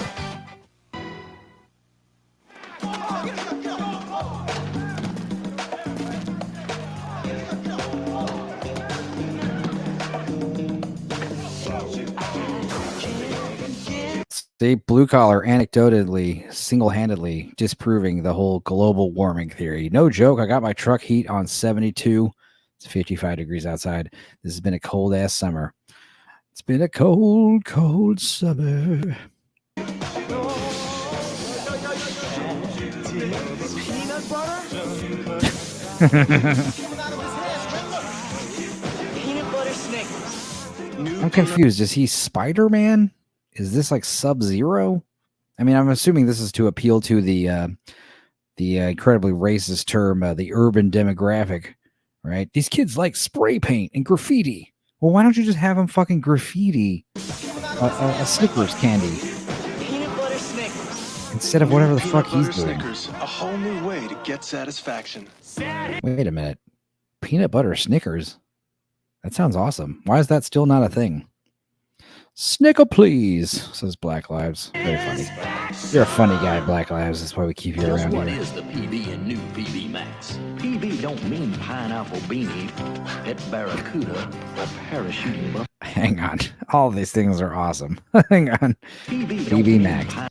Pineapple. Pineapple beanie, pet barracuda, A pet barracuda. parachuting buffalo. PB don't mean prehistoric barber or pig basketball. PB means peanut butter. Lots of real peanut butter in pure milk chocolate with the crunch of a whole grain cookie. Now that's maximum satisfaction. Even if you're as mean as the Pottstown barbarian, you'll be pleased in one powerful bite. PB Max, we mean peanut butter. What else could PB stand for?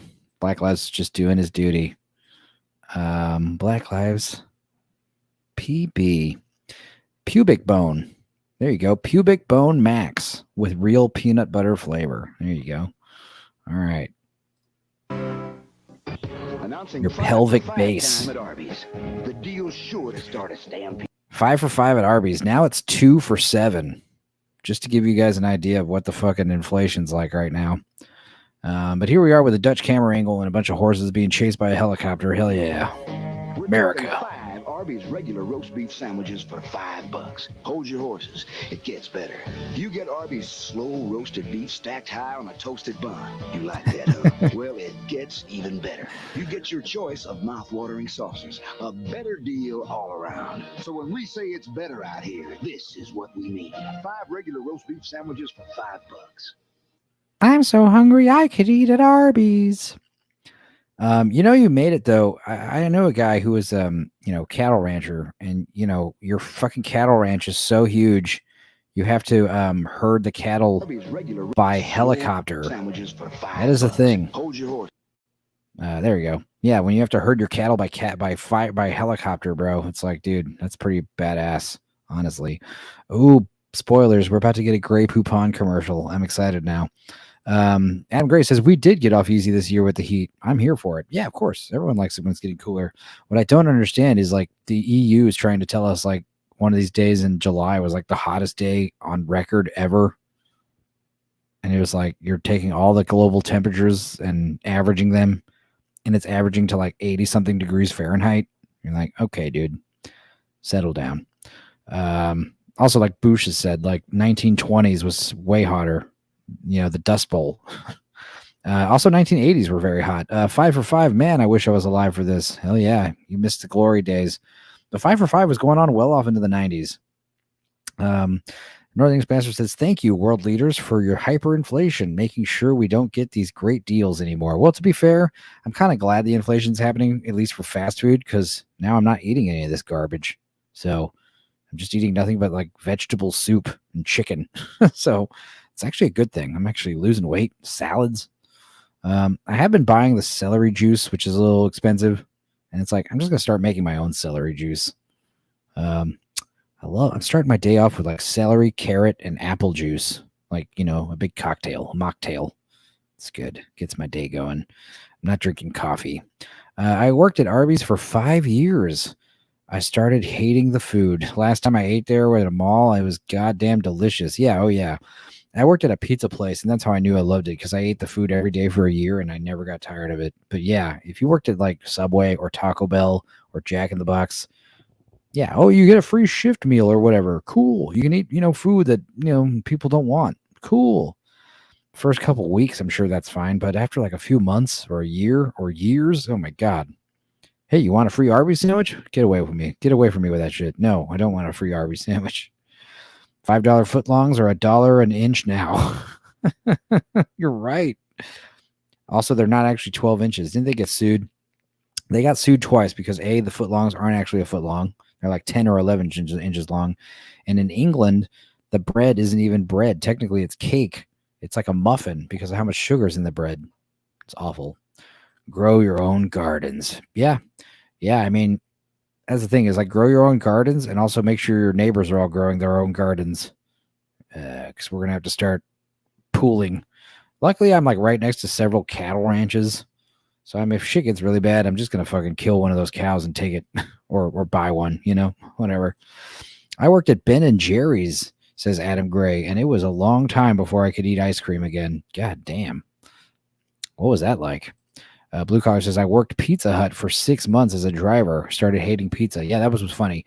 Is me and my bass player, my whole band, we moved from 18 years old, graduated high school, we moved to Austin, and we all got jobs at pizza places. Me and the bass player worked at this 6th Street Austin place called Frank and Angie's. And then our guitar player and our other buddy, who John Green, he was another friend of ours who wasn't in the band, 4th roommate, basically.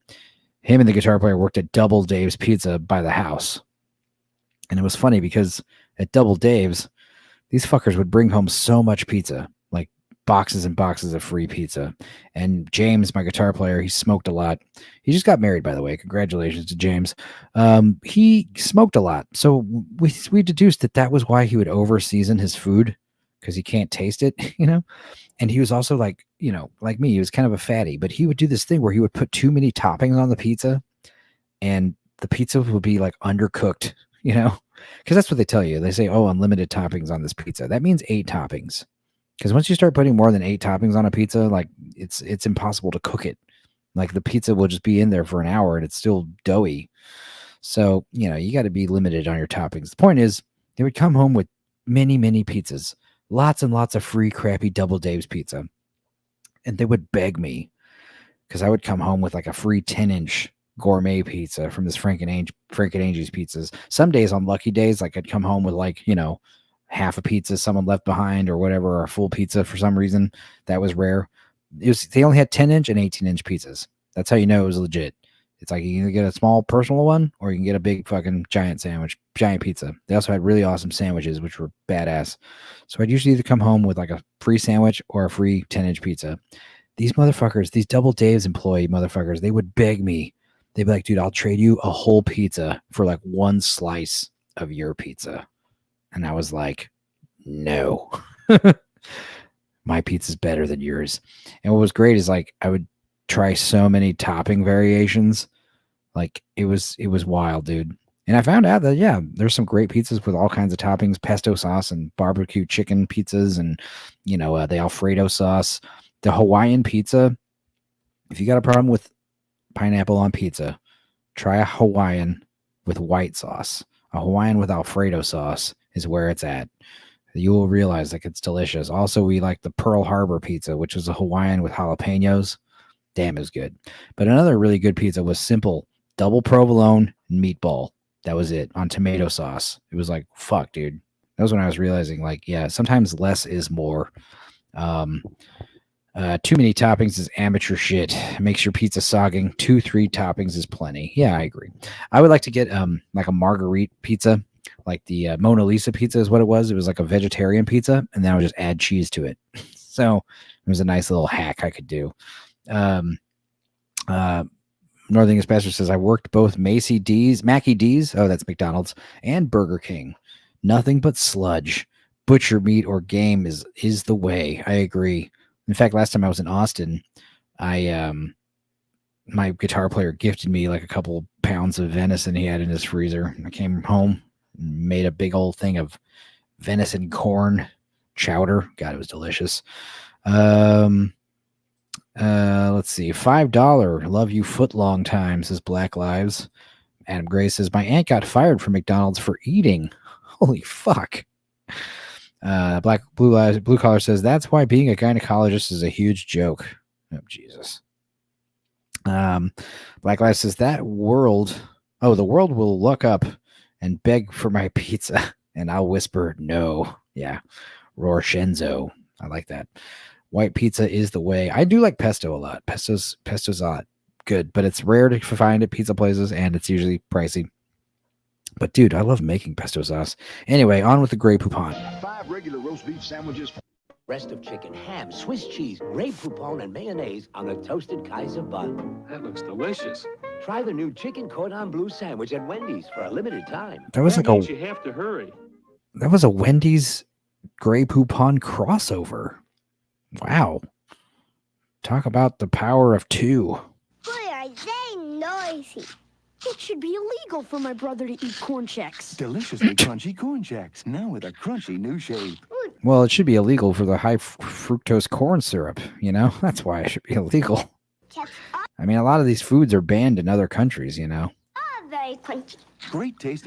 And that's why it's funny that, you know, Northern English Bastard talking about how the McDonald's and Burger King in Europe is slop. And I'm sure it is. It's sludge, but it's like, it's better than the stuff they're giving us in America. There's many, many artificial dyes and flavorings that are illegal in Europe that are not illegal here in America. You're right about bread being cake. I'm avoiding it on Wednesdays or on weekdays and only have a small amount of sugar. They're the enemy with fighting the flab. Yeah. See, the thing is, like, I want to lose a little bit of weight, but I have a feeling like it's not going to be hard to lose weight in a few months, if you catch my drift. Like, the economy's going to crash, and we're going to go through the big hunger for a while. And those who are able to survive off their fat storage for a few months, they will make it. If you're already skinny, you should start bulking up, honestly. You should start fattening up. Because, I mean, worst case scenario, we don't go through the big hunger, and then you just kind of lose weight through dieting. But honestly, I would say keep your flab on at least until we see what's going on by November, you know? The power of 1, the power of 2, the power of Wendy's. Wendy's with their little square patties. I like it. They were different. Corn check cereal, the crunch for your bunch. Chevy Chase, Dan Aykroyd, John Candy, Demi Moore. All they wanted was a little getaway. Give me the keys, Mike. What is this place? Okay, let's eat. Hands on a log, man. How about a nice Hawaiian punch? All they got was Hawaiian punch. I like how they blurred out that Hawaiian punch. They literally have to blur out the Hawaiian punch for the commercial. That's hilarious. In case you guys have not seen Nothing But Trouble, it is a very, very weird movie directed by Dan Aykroyd. I think it's the only movie he directed. He wrote several movies like Ghostbusters and My Stepmother's an Alien. He did not direct any of those. And apparently it's based on a true story about how he got pulled over in a small town during his Blues Brothers days, his Saturday Night Live days. And the sheriff told him he had to go see the judge at his fucking house in the middle of the night. And there was a bunch of weirdos. But I'll never forget this guy, Dan Aykroyd, obviously, with his fucking obscene penis nose for half a second. Chevy Chase looks at his nose and it's clearly a little dick. Good God. Adam Gray says bread is basically is really bad for modern people. When we were scratching in the dirt, it kept us alive, but now it's just filler. Yeah. Yeah. Also, all the that's why everyone's lactose intolerant and gluten intolerant because of what they're fucking putting in that shit. Ultra pasteurization, GMOs, and yeah, shit. The bread just like stays in your gut forever. You know, it takes forever for you to shit it out. All they got was nothing but trouble. Nothing but trouble. Oh, and I think Nothing But Trouble was also peak Demi Moore because, you know, when you see striptease, she got those big, weird, fake titties. But yeah, she was looking damn good in Nothing But Trouble. PG-13 starts Friday, February 15th at a theater near you. Oh, I also forgot there's those weird naked twins who live in the fucking the impound dump in that movie. Good God. Tonight. Well, how do, everybody? This Ollie, look at her huge rack. Tonight. Well, how do, everybody? Like, how does she even hold a guitar? You know? Good Lord. Dolly Parton, national treasure. This babe's new friend is a country legend. What could you possibly have in common with a big star like that? Dolly Parton style. Huge titties. That's what they have in common. They all have huge titties. Guys, I swear I haven't seen any of these before. All right, I swear. John Richard says, I used to have seizures until I cleaned up my diet. Hadn't had any seizures since then. Yeah, I was getting really bad heartburn again starting July 4th this year. And I was like, dude, I'm tired of this shit. And I just started, you know, eating less garbage. And yeah, not happening anymore. So it's good. God bless Dolly. Do those twins want you to join them and play forever? Dolly Parton's titties. Come play with us, Danny. Yeah. What do you call it when Dolly Parton's tits are wet? Mountain Dew. It's funny. Stupid joke. Stars on an all-new Babes. I've never heard of this show. Babes. I'm going to find it on YouTube right now. I'm going to try to Google it. Babes, 90s show. Babes. Adam, did you ever see Babes, the show?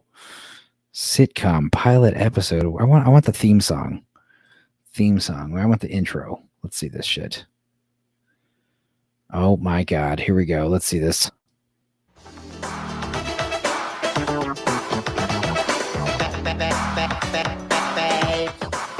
Babes.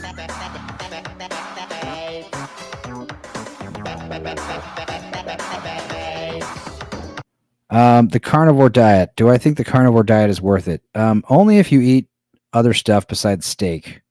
Like if you're eating steak and chicken and fish, mostly fish, and, you know, a little bit of pork, a lot of steak, a lot of pork. But like, you know, John Malin, famous comic book illustrator, comics gator, he went through a huge problem with yeah, and I knew it was going to be an issue because he's like, oh, I'm going on the carnivore diet, I'm losing weight, I'm eating nothing but steaks every day, I'm grilling steaks and I'm eating steak, it's awesome, what could go wrong?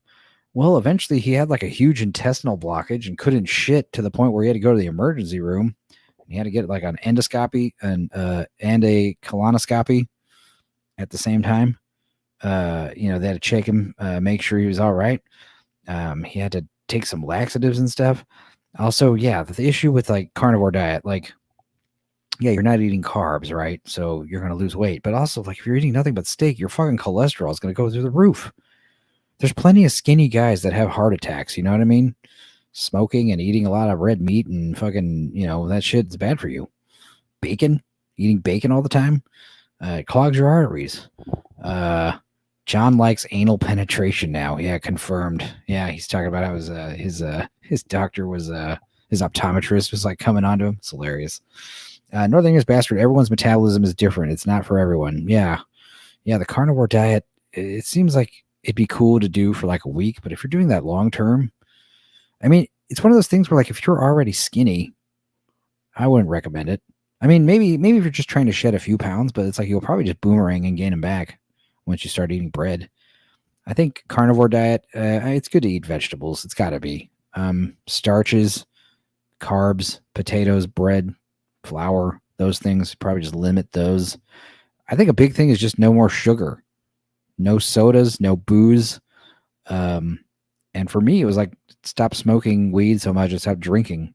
Not because obviously alcohol makes you gain weight, but for me, and I've talked about it with blue collar, but like, dude, when I drink, I get crazy late night, fourth meal cravings.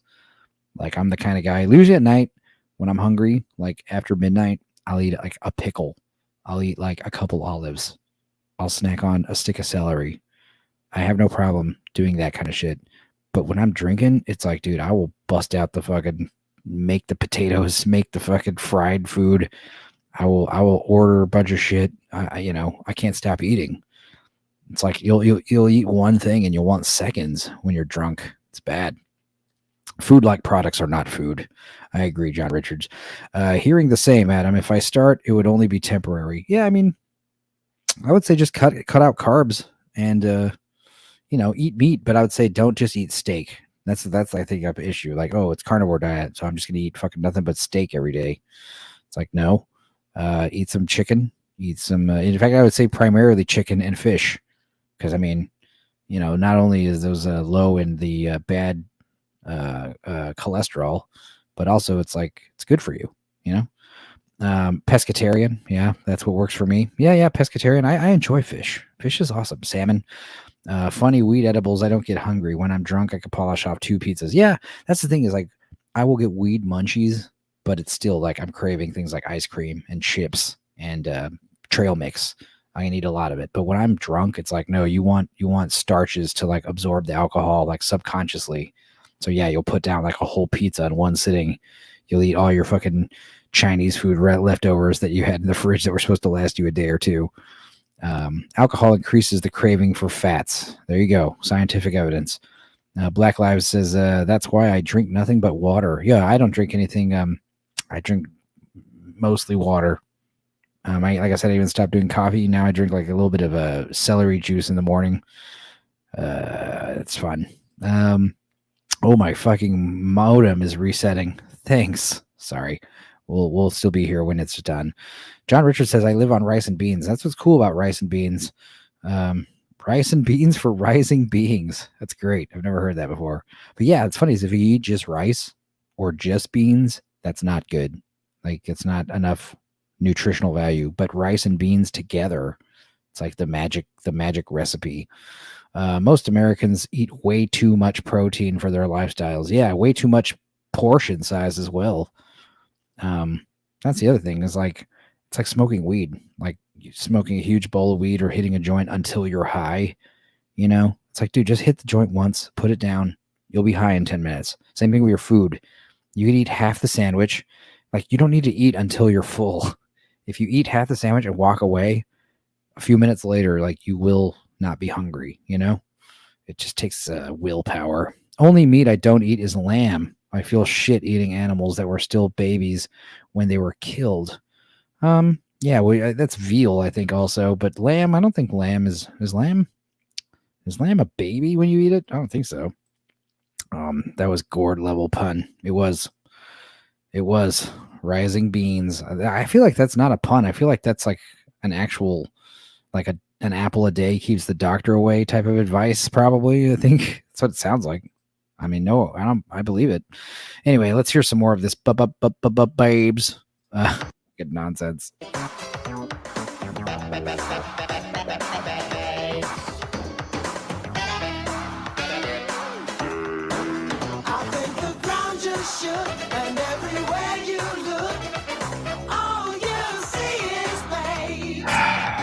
Yeah, I can't help but notice the severe lack of actual babes on this show, but okay.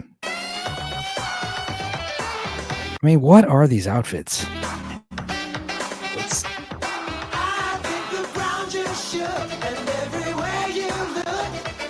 The ground shook everywhere you look. I think it's because, yeah, the joke is these chicks are all fat, right? Is that something they like ham it up about?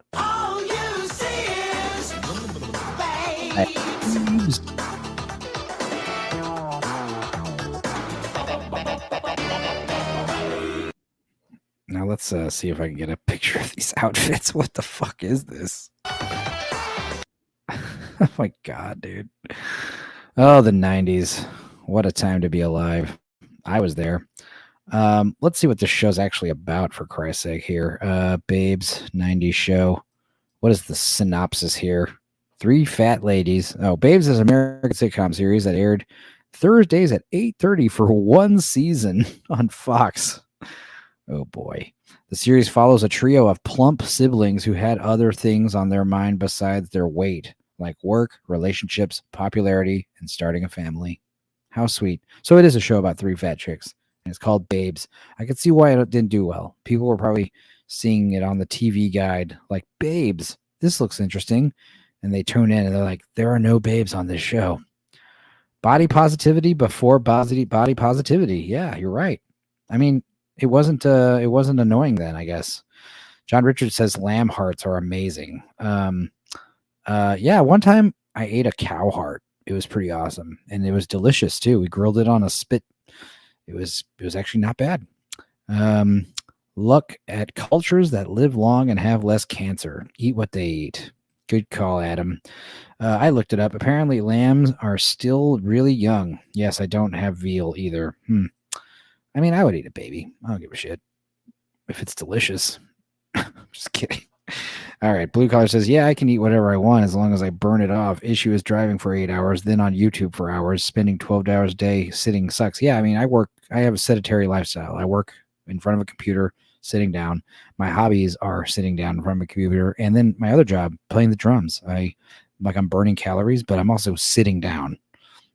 So I have this huge fat ass. All my weight is in my fucking thighs and my ass. Like, my belly isn't even that big.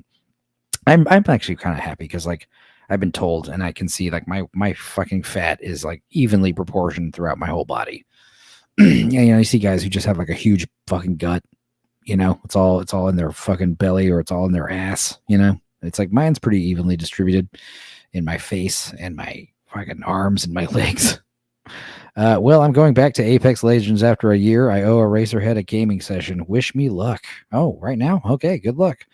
It might have done well if Al Bundy was around to roast them. Yeah, totally. I'd hit Delta Burke back in the day. Hell yeah. Good job. I would too. Another bonus of working in the garage, moving around. Yeah. Good luck, Adam Gray. All right, let's see this joke again about the titties. Country legend. What could you possibly have in common with a big star like that? Huge jugs. Martin stars on an all-new Babes. Next. Share an all-new adventure with Atreyu, the Rockbiter, and many more friends in the Never-Ending Story 2.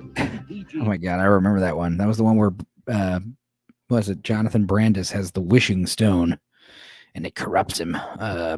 God, it's funny if you guys watch the We-Watches from the early in the day, especially the ones with my cousin. There's always a reference where we bring up like, there's many episodes where we bring up the Swamp of Sorrows for some reason, and my cousin always falsely says Atreyu. It's like, no, that's the princess saying Atreyu.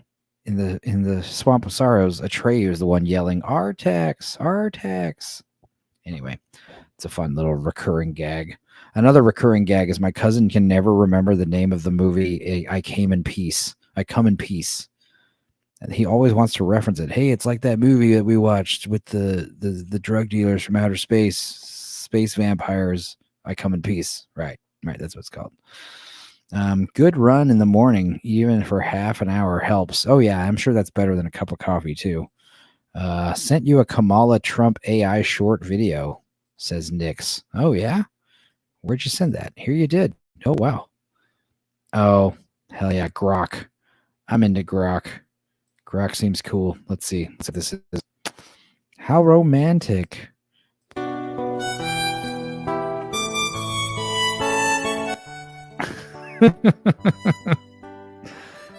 Oh my God. I knew it was coming. Why does he have fucking fingernail polish? Hell yeah. Kinky.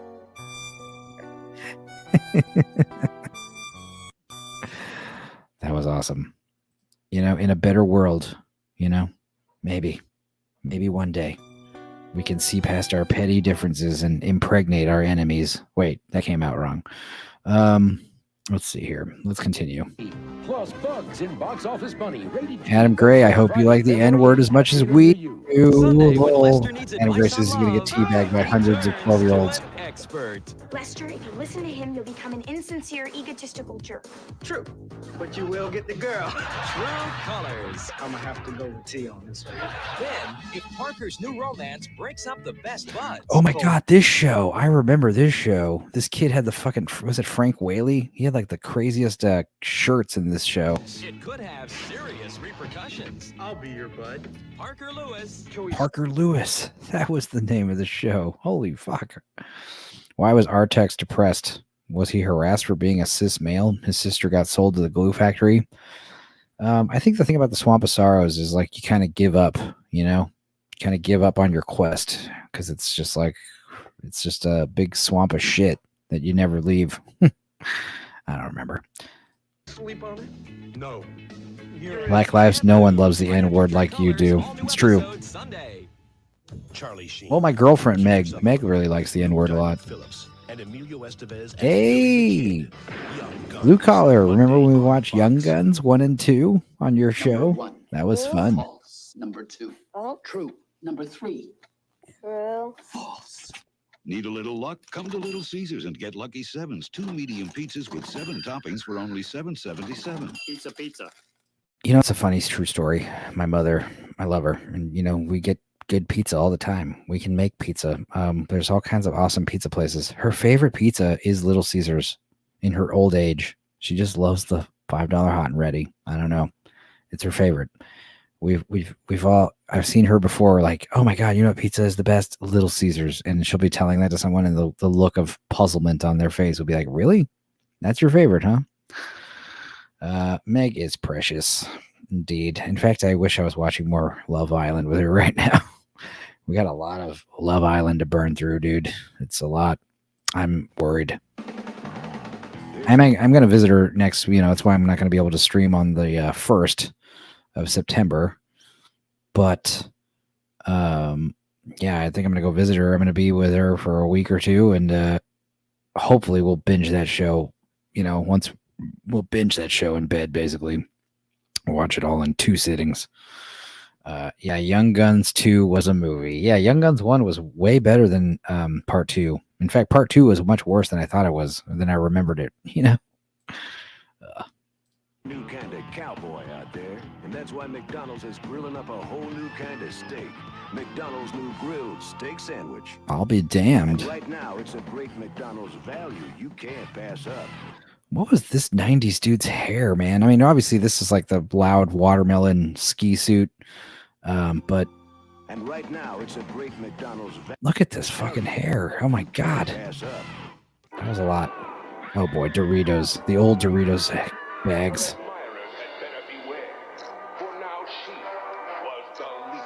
It's a beautiful day.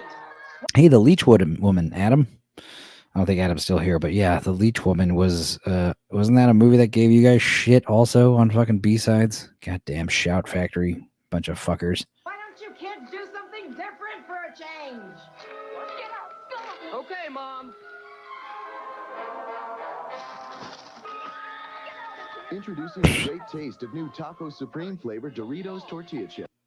Taco Supreme was a new flavor at some point. Holy shit. I mean, Taco Supreme is basically cumin flavored, right? It's basically like yeah, it's like a nacho cheese plus cumin. Kind of Taco Supreme right there. That was a good idea. That was a real good idea.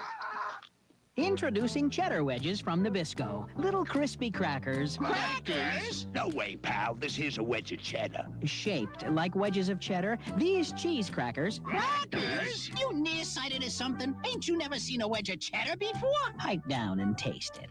Cheesy. Light and crispy. Yeah, who'd have guessed? The cracker's shaped like a wedge of cheddar. New Nabisco cheddar wedges. Even the shape says cheese. That commercial said cheese. All right. That was some cheesy shit. Told you it was a cracker. Tuesday, Tony teaches sex education. Those boys are girls. I knew I picked the right man for this job. Who's the boss? And fight in school gets suspended. Did you give it any thought to me? See, nowadays you have a teacher telling the principal, those boys are girls. It means something totally different now. It's like, I'm going to awaken something out of them. They're living a lie. With my guidance, they will learn to become who they're supposed to be, you know? Man for this job. Who's the boss? And fight in school gets suspended. Did you give it any thought to maybe taking on my fishing class? Davis Rules, Tuesday. God, all these shows nobody cares about. Bobby McFerrin! That's not it. Look. To Ocean Spray? Ocean Spray cranberry drinks. They're music to your mouth. I love Bobby McFerrin. Bobby McFerrin showing Pentatonics to people is amazing. If you guys haven't seen it, let me see here. Bobby McFerrin. No, not comma. M. Bobby McFerrin, Pentatonics. Where are they? Yeah, here we go. This is badass. The power of the pentatonic scale. Check this out, guys. This is amazing. Expectations. Watch.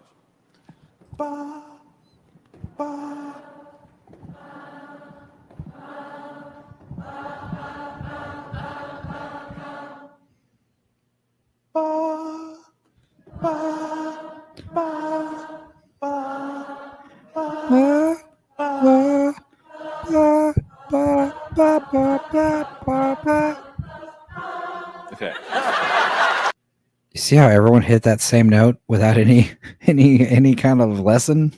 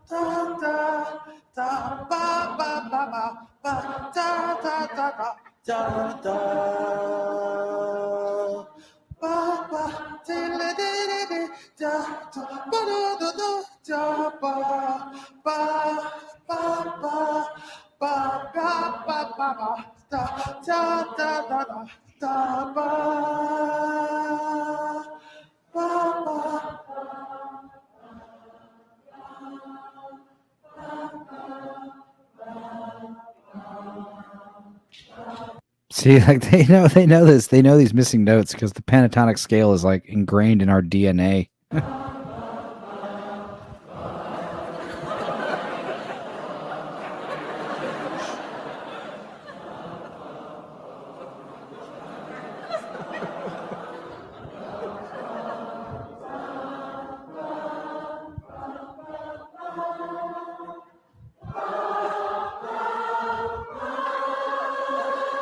Yeah.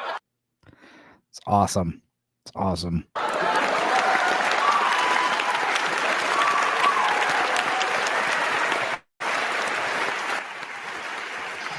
Good luck pulling this off today. We wouldn't have the attention span. Maybe. I'm still waiting for him to fall down the stairs. I hear it's hilarious. My favorite hilarious thing about Bob McFerrin is how everyone attributes his song "Don't Worry, Be Happy" to Bob Marley. You know? Don't worry, be happy. Now,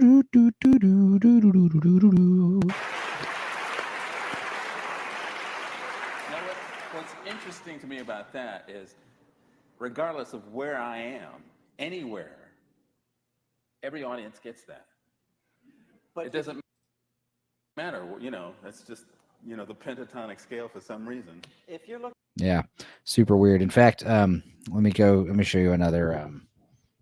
Where's the drive my car? Fuck yeah, dude! If you could hear this shit, I think I could get away with playing this. It's Universal, but it's not a music video, so this should be all right. No, that's not it. Drive. This is a music video. Shit.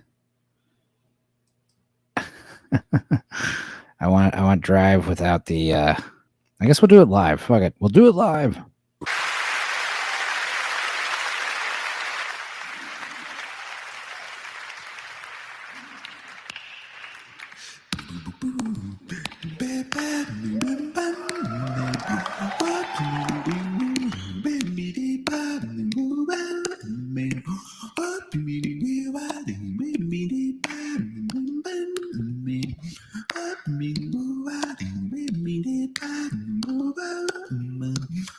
I'm gonna get in my car, drive away. Ooh, drive so far, no one's gonna find me. Ooh, you're mindful on the gas, accelerate. Ooh, you drive so fast, no one's gonna catch me.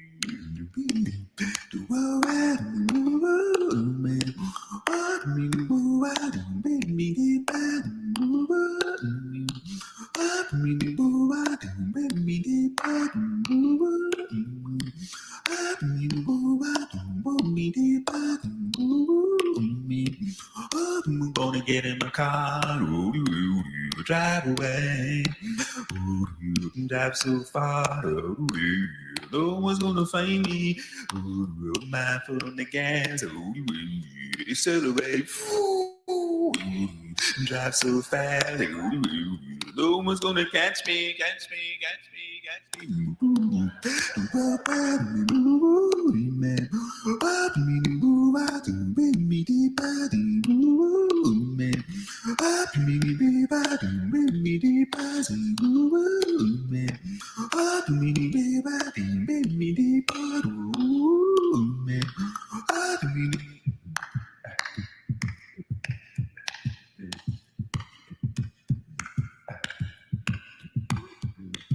This is ASMR style.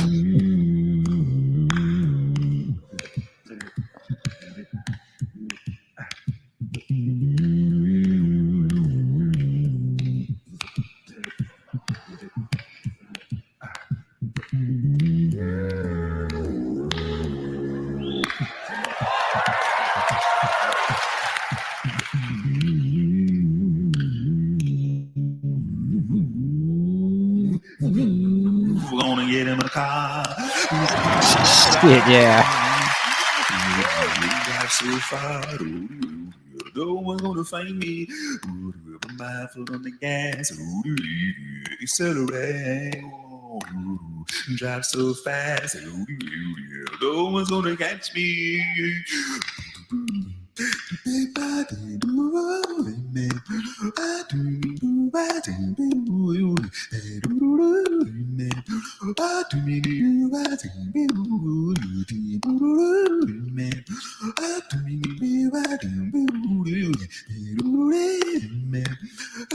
All right. In about 3 seconds, he's going to sing an entire major chord. All right. There it is. He did a chord with his voice. One more Bobby McFerrin video. Northern English Bastard suggested this one. This is more exciting than that time I saw Bobby McFerrin fall down all those stairs. Cool.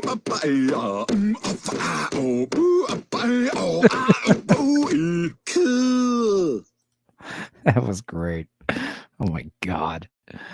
All right, guys. Well, I don't know. Should we do a few more minutes of commercials or should we just end it? Obviously, this is like a fucking 45-minute video, so probably won't do the whole thing. Let's just do it for the top of the hour. Let's do another 20 minutes. From Walt Disney Pictures, he left home a boy. Ooh. But now, he's fighting against the odds. He's returning a man. A hero. Shipwrecked, rated PG.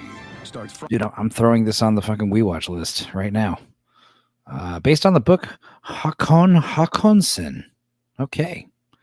Shipwrecked. I'm going to add on the list right now. Friday, March 1st. You have a cavity. Wednesday. We're gonna have to drill it and fill it. What's the matter, you chicken? Does it hurt much? I'm ready for you now. Just a regular checkup on the Wonder Years.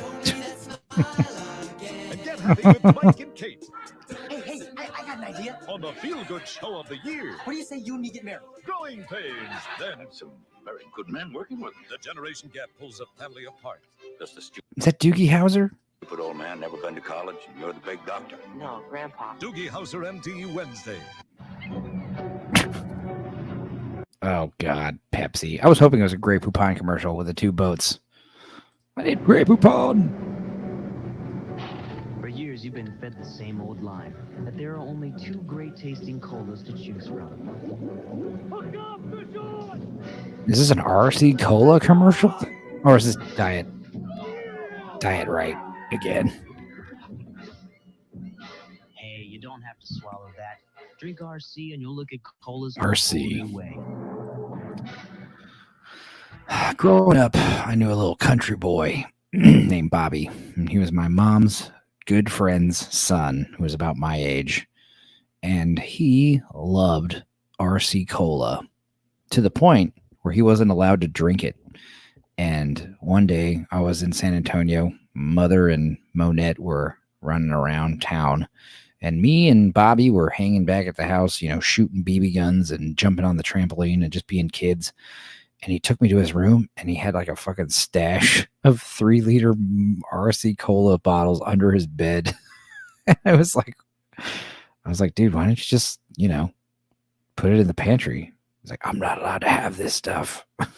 It's like, good God. RC Cola's not bad. It's better than Pepsi. I'm not a big Pepsi fan. That kid looked familiar. Let's see here. Oh, from Shipwrecked. The Shipwrecked kid is, yeah, what's his name? I know him. I know who you're talking about. His name was Stian Schmedstad. Holy fuck, that's his real name? Holy shit. Stian Schmedstad. You guys got to see this. This is the real name. I'm not being funny here. His name is Stian Schmedstad. Schmedstad? What the fuck? What is that name? You might recognize him from, I don't know. No, that's it. Okay. No, he just looks familiar. He's a nobody. With a name like that, I can't imagine why his career didn't take off. All right, here's Chris Elliott from Cabin Boy trying to sell us Tostitos. The call. This partier dips his fingers directly into the Tostitos salsa. Is this illegal use of the hands or a perfectly legal dunk? If you said illegal use of the hands, you made the right call. Please, party by the rules. Welcome to Tostitos. You make the call. This is a great gig for Chris Elliott because he doesn't even need to talk. And, you know, honestly, in the 90s, if you were on a fucking national commercial like this that was getting, like, airplay regularly, dude, yeah, you were getting checks. You were getting residuals. You were getting some payments. Pretty awesome. After getting the last chip, this partier breaks into a dance. Is this taunting or delay of game? If you said taunting, you made the right call. Please, party by the rules. Welcome to... You gotta love Woogie. Woogie. Yeah, dude. That was like the big twist at the end of There's Something About Mary. He's Woogie. He's like Dom Wooganowski. Duh. And Ben Stiller has this look like, oh yeah, duh. To Tostitos, you make the call. A greedy partier refuses to pass the Tostitos chip. Is this holding or a 3-second violation? If you said holding, you made the right call. Please. Oh, that other guy fighting the Doritos was another famous actor. Yeah, he's in a bunch of shit too.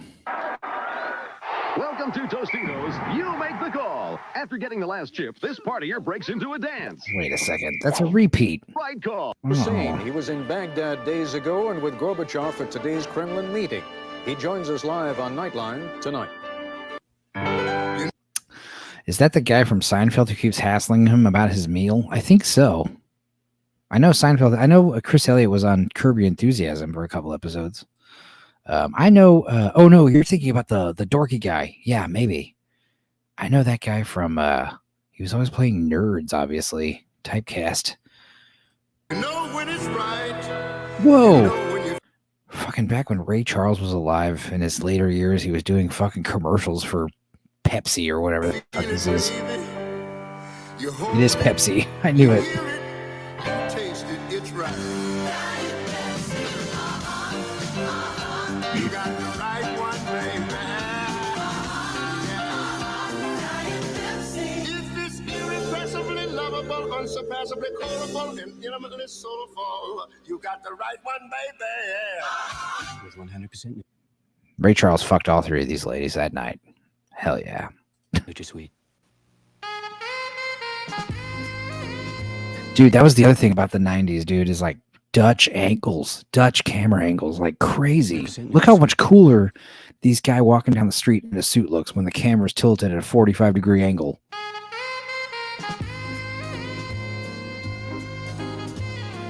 The word on the street is that all the latest spring fashions. Dude, all of these camera angles are so 90s. I love it. Like, look at this fucking shit, dude. It's badass. The word on the street is that all the latest spring fashions from Stafford and from Palm Beach will be 25% off during the JCPenney Spring Wardrobe Sale. If you want to save on fine... I know this is a fucking gay JCPenney's commercial, but this is beautifully shot. This, was this directed by Michael Bay? I know Michael Bay started out doing commercials and music videos. I would not be surprised at all. This guy, whoever's behind the camera right here has an eye. Tailored clothing as well as shirts and accessories. You better get moving. See, they purposely do low camera angles, close up, looking up, because it gives this like this higher, this bigger than life kind of sense to everything. And these especially earlier when we see this shallow depth of field. Where is it? First of all, this camera crane up above the shoe is awesome. This is great. Like if this was like a shot from a spy movie, it would also be awesome. This shot right here, like why is the camera tilted at such an angle? It doesn't matter. It looks great. Usually Dutch angles look fucking corny, especially like when they're overused in horror movies and stuff. Like when you try to make suspense and like thrillers, like use Dutch camera angles, and that's kind of cheating.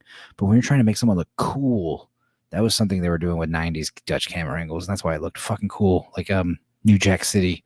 This shot right here, this shit, like just focus on the guy, everything else is a big blurry mess. Pan down the shoes. I mean, dude, this is slick. I'm not being funny either. Just two dudes walking down the street in this dude. Looks great.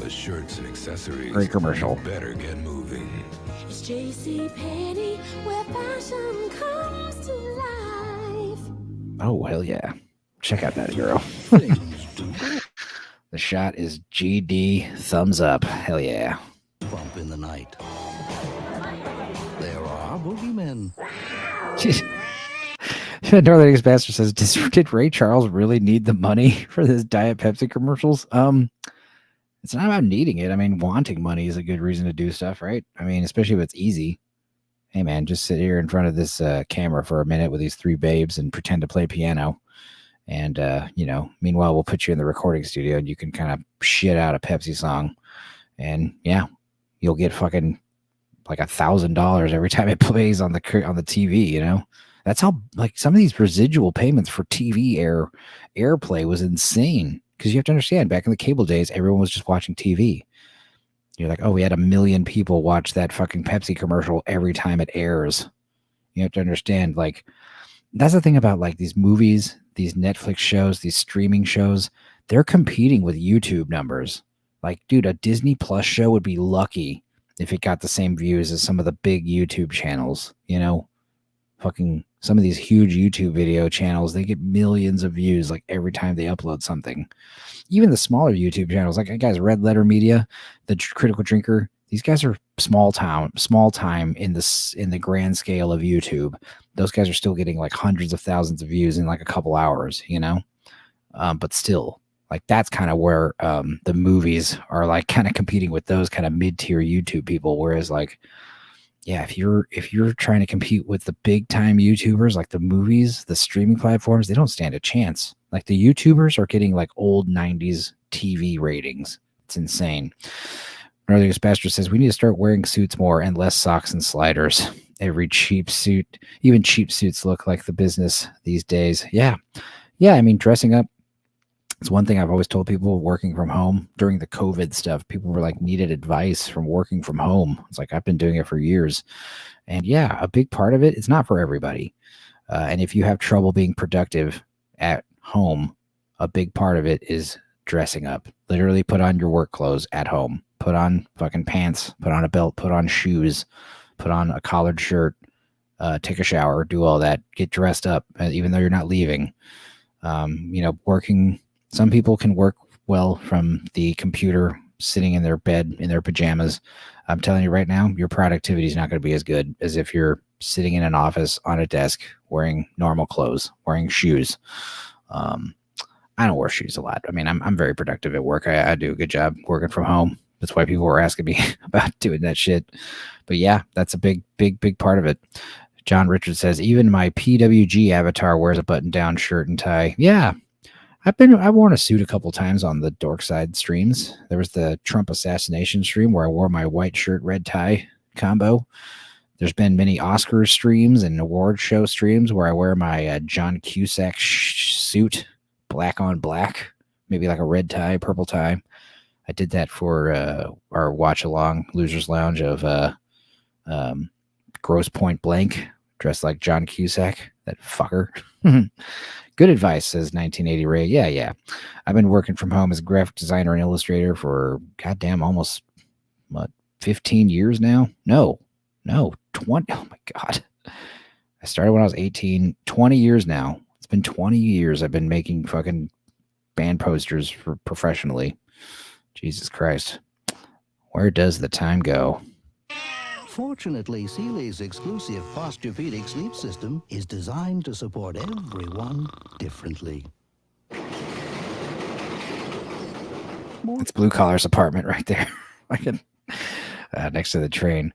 Yeah, that was the funny thing about COVID was like they were telling us that there's this new thing we're going to do. It's called shelter in place, quarantine. And they explained what it was. It was like, I've been doing this my whole life. I've been doing this for the past 8 years. The fact PWG is based off of my years working at the doctor's office. In fact, working at a doctor's office. Problematic white guy avatar. Hell yeah. I think I've seen it before in your background when we were on Neon Leon together. Me and John Richards have streamed a few times together, actually. Northern English Bastard says, I'm guilty of wearing no-show socks with shoes during the summer, even with a suit. No, I'm the same way. I don't like showing your socks is kind of, old-fashioned. Unless you're going to be showing off business socks, like cool colored socks, there's really no point in people seeing your white socks. It looks better without socks, honestly, but obviously not wearing socks is a recipe for blisters and athlete's foot and stinky shoes. So yeah, wear your socks. Any advice for people who want to do freelance illustrations? A freelance illustrator will obviously build your portfolio. That's like number one, because I mean, just like when you try to be in a band, you want to get gigs. The first thing they're going to ask is like, let me hear some of your stuff. So even if you have just a couple of songs on an EPK internet, even if you have a few drawings, like nowadays, everyone, back in the day when I was going to school in 2010, 2013, you needed your own goddamn website, like a domain. But now I know so many professionals, like, dude, even Alex Ross and, huge, big illustrators, they all just have gravitated to Instagram. Just get an Instagram account and upload some cool stuff there. In terms of like, if you're trying to start from the ground up, yeah, I mean, learn the basics. The cool thing about, I mean, I'm a good illustrator. I've always been drawing since I was a little kid. But learning the programs, you can get, especially now with the AI stuff. I mean, you can get away with a lot of cool stuff without being a, quote unquote skilled illustrator, drawer. But yeah, use the programs, learn the programs. I know like there's open source programs like GIMP and all that stuff, but if you're going to work in the in an actual business setting, you got to learn how to use Photoshop and Premiere and Adobe basically, because that's like the industry standard, which is kind of monopolized, which is kind of lame. But in terms of freelance stuff, I mean, dude, it's really just like, it's like being a salesman. Like you just got to have contacts, people that need to buy stuff from you. If you're trying to sell prints, it's, kind of a hobby, stuff on like Etsy. Like, yeah, I mean, if you got something that's good, it'll probably just sell itself. If you're trying to do custom work for people, like what I do, like band posters, yeah, it's really about, A, do you know someone that needs it? B, can you provide what they need? And C, can you provide what they need at the price point they have to pay? And it's one of those things where when you start out, your price point might be low. Start doing it for a while, price point goes up, Now I get like pretty much $200-$300 a poster minimum, especially like if it's something I have to draw, I'll get more than that. And if they sell poster prints, I can make I got a good like $1,000 bonus the other day from one gig. Just because like, yeah, poster prints sold well at the venue. So here's a fucking extra grand out of nowhere. It's like, cool. As far as like what issues you deal with, like, oh God, like for instance, I deal with bands and DJs and promoters. And these are the people that want the art. And, sometimes you get too many cooks in the kitchen. You got, when it comes to illustrations, graphic art, not everyone is artistic. Not everyone has a good eye for art. A lot of times people want you to make something that isn't going to do well. It's not going to look as good as they're imagining it, because what they're imagining is, something different. They're saying, oh, I want, I had 2 posters recently where these guys are like, look, I want this 70s kind of disco vibe. Here's like pictures of the examples of what I want. I want a disco ball. I want silhouettes of go-go dancers. And you're like, okay, well, it's going to look a little cheesy. That's fine. Okay, here it is. And then you show it to the band and they're like, yeah, the DJ, he didn't like this, so he went in a different direction. And I'm like, okay, you still got to pay me though, because I still made that fucking poster for you, idiot. Another time, recently I had dealing with this other guy. He's centered in Florida, and he also works in Nashville. But dude, he's been doing this thing where like every poster has to have the picture of the band. And I tell him, it's like, dude, I don't think even the bands like it, because it's like, first of all, these are small bands. I've done posters for big acts. You have a poster of Victor Wooten. You probably put a picture of Victor Wooten on the poster because people know who Victor Wooten is. You have some startup band. Nobody gives a shit about what these people look like. And every band picture looks the same. It's like 5 guys looking uninteresting standing in a row. It's the same fucking shit every time. I can't tell you how many times I've made some cool like graphic illustration, because with band posters, gig posters, I mean, granted, I've done logos, I've done t-shirts, I've done menus, I've done branding for, companies. I've done it all. But when it comes to band posters, it's great because you get to be artistic and express yourself. And mostly with the band, it's like, if you are going to do a picture of the band, do a picture of them live. Do a picture of them. How do I find you on Twix? Problematic White Guy. I'm Stupenzolicious on Twitter X. So yeah, and if you find me, you might find a few of these guys in the chat in my following list. So yeah, follow me, I'll follow you back, buddy. No issues. And as far as like I was saying with these bands posters, what's great is like with a band poster, especially for an upcoming band, it's like I really have to convey an emotion. I have to convey a feeling. If you are going to do a band picture, it's better if they're a live picture, them performing on stage. That's always more interesting. But as far as like conveying a mood, like I'll make some cool, like, this guy tell me I want rustic Americana vibes. Cool. Here's the poster.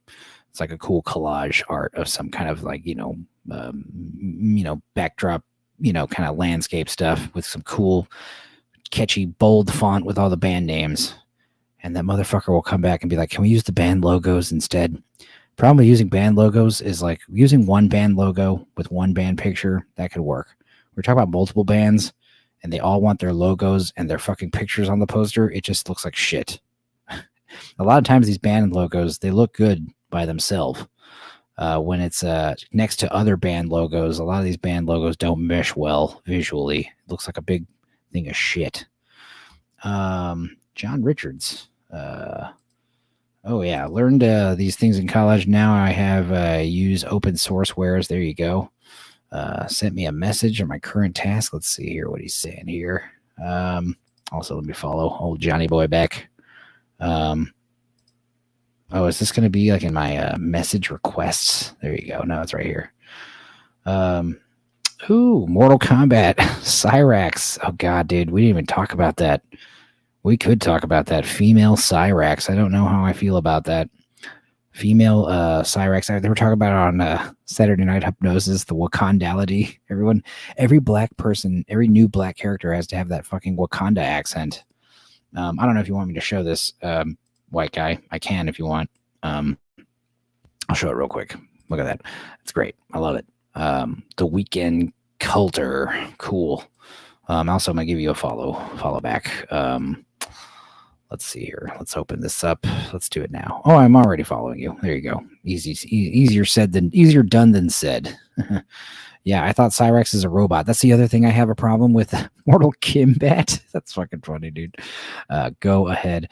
I thought Cyrex was a robot. Exactly. They're doing the Iron Man shit too, where like not only are they cyborgs, which is fine, but like they're doing the RoboCop remake Iron Man thing where the fucking mask has to keep coming up and down so we keep seeing her human face. Like, why? It looks goddamn awful. Strong, independent black female robot. Looks goddamn awful, says Blue Collar. Yeah, I agree. I mean, we didn't even talk about that. I guess maybe we could. But no, I'm gonna we'll let John talk about it tomorrow on his show. I want to just keep playing dumb commercials for a little bit longer. In fact, comfortably. No, I have to pee all of a sudden. I have to pee real bad now.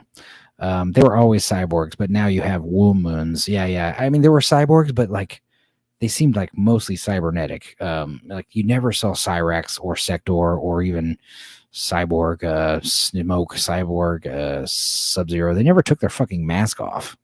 Like I assumed that was just their head. Maybe they had a human brain, but mostly cybernetic. In fact, that was a big plot point of Mortal Kombat 9. Was like the time travel was like, no, the Lin Kuei are turning into cyborgs. They are literally like relinquishing their humanity in order to evolve and to become, cybernetic. So, yeah. I did a big old Mortal Kombat stream back in the day. Indeed, it was. All right, let's see what this fucking dripping faucet commercial is. To keep your night from becoming your worst nightmare. For a better night's sleep, better sleep on a seat. Posturepedic. Now, Posturepedic was the shit until Tempur-Pedic showed up, right? So gonna see The Crow since I ain't paying. Lol, what the fuck are you expecting from it? Yeah. I mean, I wouldn't be surprised if it's better than the original. I know that might be a hot take, but yeah, it was like that great MMM title today, Crow overrated. That was funny. I mean, yeah, we and Toastman, like I said, we watched that back in February, and I remember, yeah, it was fun. It was cute, but obviously very hindered due to the fact that Brandon Lee died early and, woulda, coulda, shoulda type movie. Like, there's a lot of creative choices that you could tell were made because of, trying to scramble to finish that movie somehow. And that's why bits of it come off as pretty hokey. So is there anything they could do better? Yeah, honestly, like I'm not holding my breath. The Crow remake is going to be better. But if you told me, hey, they're remaking The Crow, like that's one I would think, oh man, that's one you could improve on, But yeah, remake a bunch of movies. There's so many movies you could remake and make awesome. Remake Chopping Mall, Remake some fucking other and make Chopping Mall still set in the 80s. Why not? Fuck it. There's so many dumb movies out there that you could remake and make awesome. Remake Night of the Comet. Remake MacGyver. Bring MacGyver back. Why not? Because MacGruber did it better. That's why. Let's continue. Memory Lane. I can't believe it. Finally Memory here. Lane. Home sweet. Oh my goodness. See, this is us YouTubers trying to live off of nostalgia, kind of like I'm doing right now, watching these 90s commercials. Here we are on Memory Lane, and you drive down it and you realize it was just a big pile of shit anyway, right? Honey, I Shrunk the Kids, remake that. Now, see, that would be a hard one to top because the original is really good and the special effects still pretty hold up. Like that giant ant was amazing. But yeah, I do love Honey, I Shrunk the Kids. And if you remade it, yeah. Remake Honey, I Shrunk the Kids and make it rated R with sex appeal. There you go. Or PG-13 at least. Yeah, I could be down with Honey, I Shrunk the Kids. Skarsgård makeup looks awful. I think that's the main issue. Yeah. Everyone said the, what was it? The Crow, like the new Hot Topic versus the old Hot Topic, That's kind of, let's see. I got to put in the word meme here. Yeah, this is basically it. This says it all. Oh, God. Why does it do that? I got to go open it in Instagram. Boo. Here it is. Yeah, old Hot Topic that we all knew and loved, and this is the new Hot Topic.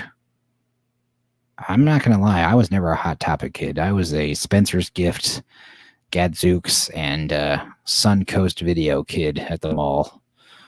Hot Topic was where all the gay kids hung out at. No, I'm just kidding. Gonna watch Dead Heat again after this. Dude, Dead Heat? Are you talking about the one with, yeah, Dead Heat is with Treat Williams and Joe Piscopo as zombie cops. Yes. Dead Heat is amazing. I highly recommend Dead Heat. That was one of those movies that I bought randomly on VHS when I was like, living, post high school out in Austin. What the fuck is this? Watched it. It was amazing. It was like, and I know it's kind of a cheesy movie. You could remake Dead Heat, but I don't think it'll be as fun. Dead Heat was awesome because of all the makeup and the great special effects on a limited budget. Let me see if I can, pull this up. All right.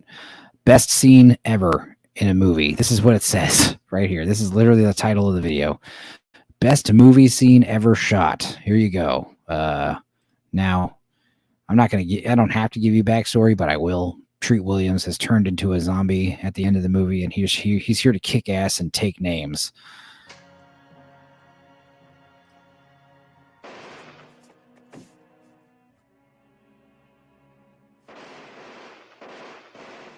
I gotta turn this up. Sorry. Both of these guys are zombies.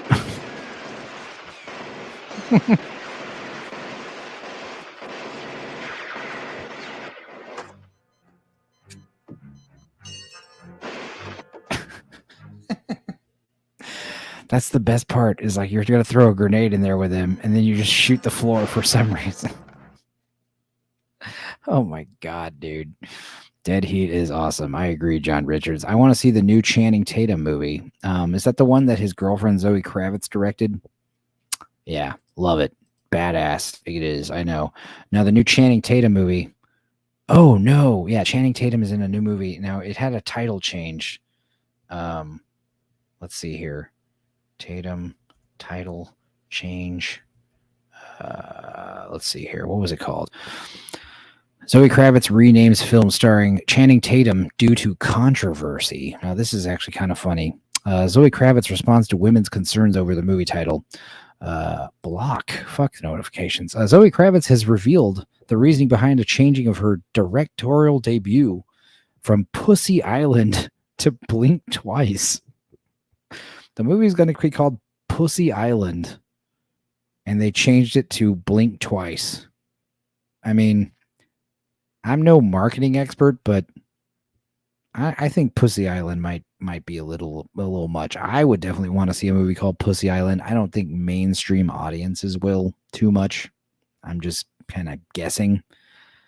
But yeah. The thriller feature is a star-studded cast, including her fiance Channing Tatum, Naomi Aki, Aaliyah Shawkat, Adria Ajorna. Got these fucking names. In an interview with Entertainment Weekly, Kravitz explained the decision, stating, "It was clear to me that pussy is a word our society is not ready yet to embrace." Bullshit. There's a movie called What's New Pussycat. There's a movie called The Owl and the Pussycat. Pussy Willows, Dottie. Fucking cereal mom. Anyway, she elaborated on the challenges faced during the title change process, citing resistance from entities like the MPAA, which expressed reluctance to display the original title on promotional materials such as posters, billboards, and kiosks. Now, the MPAA is another letter agency I think needs to be disbanded and removed. They're fucking pieces of shit. If you've ever seen Rate This Movie, you would know that their rating system is completely arbitrary for the most part. Even James Bond has pussy. Yeah. Octopussy. He's 8 pussies. Hell yeah. Anyway, continuing down memory lane. Here we go. When times were better. Well, come on. We can fix this place up. After all, we're Winchesters. Oh. The rifle company?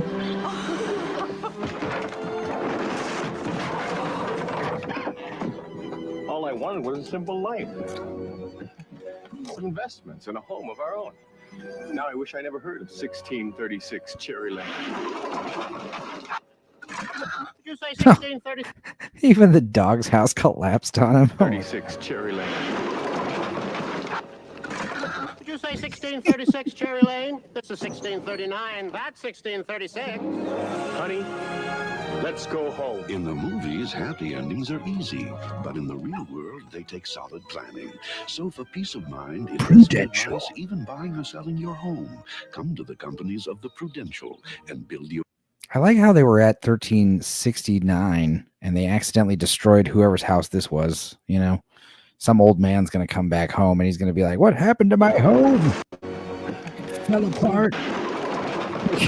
He's going to come home and his house looks like this. He's like, what the fuck? What did you neighbors do? Did you say 1636? Anyway, Prudential, guys. Miserable cold, huh? You could take Sudafed for that stuffy nose, plus chlortrimeton for sneezing, plus regular Tylenol for aching, plus Benylin DM for your cough. But why take all these when Comtrex all alone relieves all those symptoms? Here's what you want to take when you're sick, guys. Vitamin D, zinc, vitamin C, green tea extract. All right. And then if you want to take NyQuil to sleep, that's fine. But just take those vitamins. That'll knock out any fucking cold or virus. I'm telling you. Zinc, vitamin D, vitamin C, green tea extract. Take all 4 of those once a day. Some of them twice a day. Like vitamin C, I think you could take twice a day. But yeah, just take those once a day. Oh, and drink ginger ale. Yeah, ginger ale's good. Club soda. Oh, tonic water. There you go. Tonic water is also really good because it has that quercetin in it. Whatever it's called. Quinine. What is it called? I don't fucking know. It starts with a Q. That stuff's good for you. Yeah. There you go. Dust. It's everywhere. But N-Dust works like a dust magnet. Even on floors where you can't use spray wax. Nothing dusts better than N-Dust. Nothing. How much royalty can you buy for 49 cents? Oh my God, this is going to upset me. First of all, King Ralph. That's a movie that you could probably remake, right? John Goodman is the new King of England. He's an American, and for some reason, he's now the King of England. That's just silly. Just, you know, on the surface level. But yeah, this is going to upset me. Like, what can you buy for 49 cents at Burger King in the 90s? Oh my God. One drop of royal bubble bath, one tiny shard of a royal Ming bars, or a sandwich fit for a king. King Ralph's Royal Deal at Burger King. When you buy any size fries and a soft drink, get a double cheeseburger for 49 cents. Dude, why the fuck, out of all the movies that you could tie into Burger King, like, do you think King Ralph, I mean, I don't think King Ralph had the buying power that people thought it was going to have, I guess. I used to work at a homeopathic doctor's office, by the way. I was a dispensary manager. Hell yeah. So you know what you're talking about, John. Good to know. A meal truly fit for a king. King Ralph's I made the Royal magic Deal potions, potent solutions. What do you recommend for like heartburn, like acid reflux? What do you recommend for dudes with like a hiatal hernia who can't get it, get your heartburn in check? Anything? I mean, I've been taking mastic gum. That's been helping a lot. Ulcers heals it. Apparently, it's been working. Yeah, obviously no alcohol. Limiting on alcohol. Limiting on like what is like? There's very few drinks that like carrot juice. That's a drink I like that doesn't fuck with me. Apple juice. I like how saying celery juice. I'm going to start buying raw milk because, like I said, I'm right next to these cattle farms, these dairy farms and shit. So I'm just buy like the real shit, like right from the teat. It's it'll be worth $10 a gallon or whatever the fuck it is. Sun-rinsed Downy dryer sheets. Smells like hanging your wash in the sunshine. Come on in, light. Come on in, fresh. Come on into the sunshine. With Sun-rinsed. See, these are the commercials that are tailored to the moms that are staying at home, working, watching TV during the day while they're cleaning the house. Root juices. Good to know. I will look that up. I will look into that. Hell yeah. Prince Downy dryer sheets. If every dog were the active type, the only dog food we'd make would be High Pro. But dogs are different. That's why Purina makes a complete line of nutritious dog foods. Vet tested, veterinarian recommended. Where's the fat, lazy dog food? Like, I'm fat and lazy, so my dog would naturally be fat and lazy too. Probably just dog chow, right? High Pro, Purina, pet tested, veterinarian recommended. What was it? What was it? Kid tested, mother approved. Wasn't that Kick cereal? Yeah. I might be pregnant. In 3 minutes, I'll know with this. Clear Blue Easy. It's the Dude, I'd come inside this woman for sure. easiest pregnancy test ever. Just one step and no messy test tubes. I just had a gangbang last night. I might be pregnant. Or last week. A few weeks ago, I had a gangbang. Time to find out if I have seed in me. The past decade, I can drink milk and be fine. If I wake up and have cereal, or today I had waffles and milk, I'm on the toilet. It's only when I first wake up. Yep, it's because of the ultra-pasteurization. It's because of the ultra-pasteurization for the milk. It's not good. Something in the milk. It's like 28 days later. There's something in the milk. It's bad. I mean, I get like sugary burps all night. Like if I eat ice cream before bed, I'll get some wicked awesome farts. Like I don't mind farting and burping. I think it's funny. You know, like eating a bowl of cereal before bed and just like, dude, they're not even stinky farts, you know, just like fucking gas, just ripping ass all night. It's hilarious. Can start like, I'll like fart real loud and I'll tell like mother or Meg, I'm like, what? What'd you say? Like nothing. I thought you said something. I didn't say anything.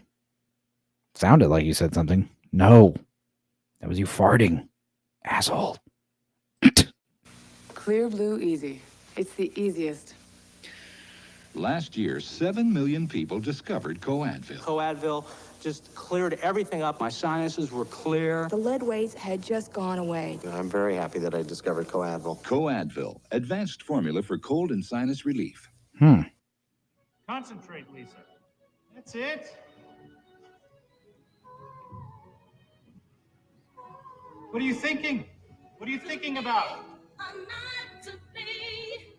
That is a question. This music, I love it. I don't know what else to say. I can't tell her. Lisa, look what you're doing. Is there something going on that I should know about? Gotta come home. Good God. John Richards says there's something in everything now. Meow.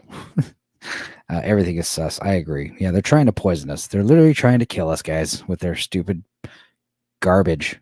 Yeah, it's like that meme. It's like, you know, they feed us poison while they hide the cures.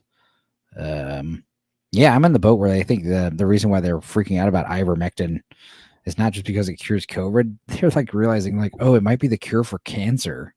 And what's even more fucked up is like they probably knew about it and they won't tell us. They don't want to tell us that they have a cure for cancer that's super cheap and effective. The idea that a simple like over-the-counter pill can cure many types of cancer quickly and easily is like, dude, people would fucking riot in the streets if that became like, you know, officially proven. So yeah, that's kind of why they were freaking out about ivermectin when Trump was bringing it up. They're like, don't bring attention to that. Don't tell people. It's a horse dewormer. You don't want to eat it. Trust me. Okay. You're the best. You can do it.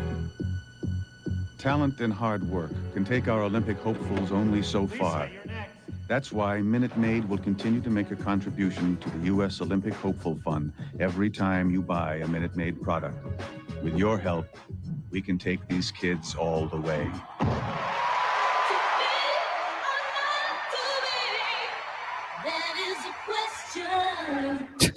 That was the stupidest fucking commercial ever.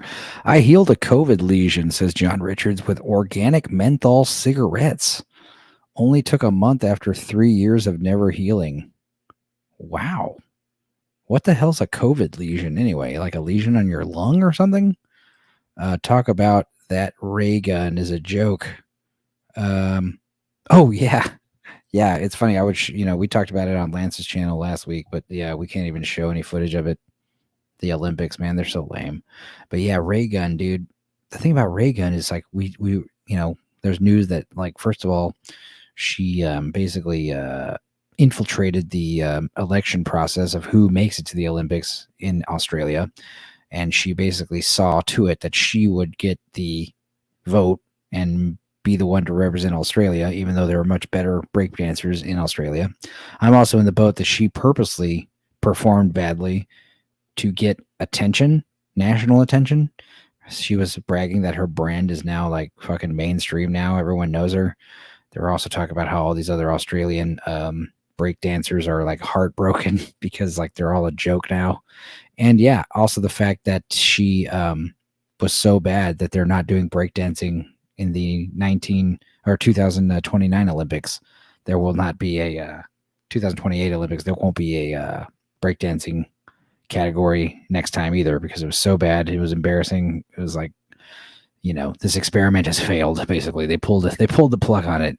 So if you were an aspiring breakdancer who had hopes to fucking perform at the Olympics, that ain't happening. But secondly, in the comments section on Lance's channel, they were talking about how, sports are one thing. Because I was kind of saying, like, maybe if, how is Olympics breakdancing any different from, ice skating? I'm sure they're both very difficult. And when you see peak athletes doing it, it's impressive and very, mind-blowing. But like they were saying, it's like, dude, there should be different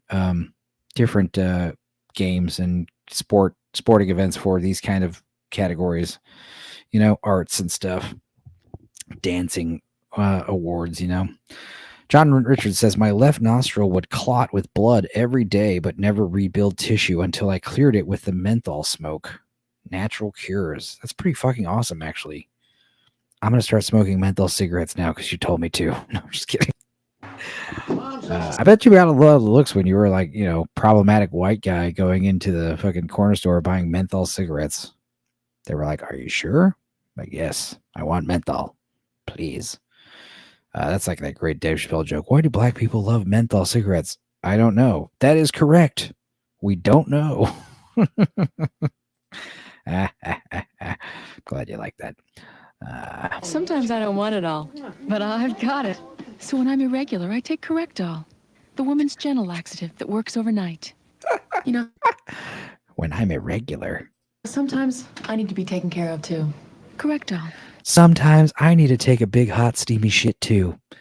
It's not fair that my husband's the only one that gets to take huge, heaping dumps in the toilet. It's not fair. Me, as a woman, I should be allowed to take huge shits also. Enough of this patriarchal nonsense of men taking turds. Dude, I'm not going to lie. I'm a man, I'm a 250-pound man, 240 pounds now. A 240-pound man, about 6 feet tall. I take some huge honking shits. I've definitely had many occasions where I've looked at the toilet. I'm like, God damn, boy, that came out of me. That's like a baby, basically. Impressive. It's one of those things where if I showed my lady, she would be grossed out and impressed as well. It's like cigars. How bad are they for you? Well, cigars actually, you don't inhale cigar smoke usually, but you might get mouth cancer from cigars. So I decided to try and see if it would work, and it did. Do with that what you will. Hell yeah. I joined the stream and meet a box of laxatives. Awesome. Morning, all. Yeah. Yeah, Correctol. The woman's gentle laxative. As if men and women, are their bowels that different? Like, what happens if a woman takes a man's laxative? Is that, like, not allowed? Like, oh, I'd like to get some X-Lax, please. No, that's for men. You need Correctol. Your dainty little intestines can't withstand. What was that fucking magnesium drink that you drink? It comes in like a clear bottle, and you drink it, and it fucking makes you shit like liquid like crazy. Anyway, that's pretty awesome. It's like magnesium sulfate or something like that. Magnesium something. Anyway, hail Tomby indeed. Hail the army Tomby. The Tomby army is here. John Richards. Hell yeah. The gentle laxative more women prefer. Now you're cooking healthy. Salt. Yeah, milk of magnesia is one. That's what helps for like upset stomachs. But I was thinking of, hang on, this is going to bother me now. Clear laxative drink is called magnesium citrate. That's what I was looking for. Now, let's see if I can find this.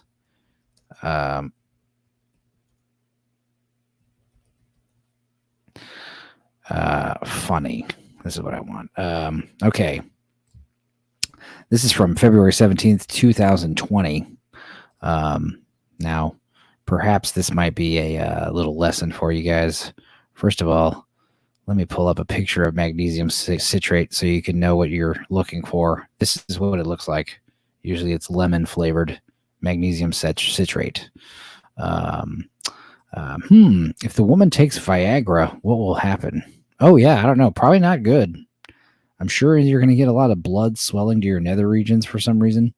Yeah, September 1st, the diet begins. I'm at 230 and 5'6". Wow, you might be fatter than me based on your body mass index. That's pretty funny.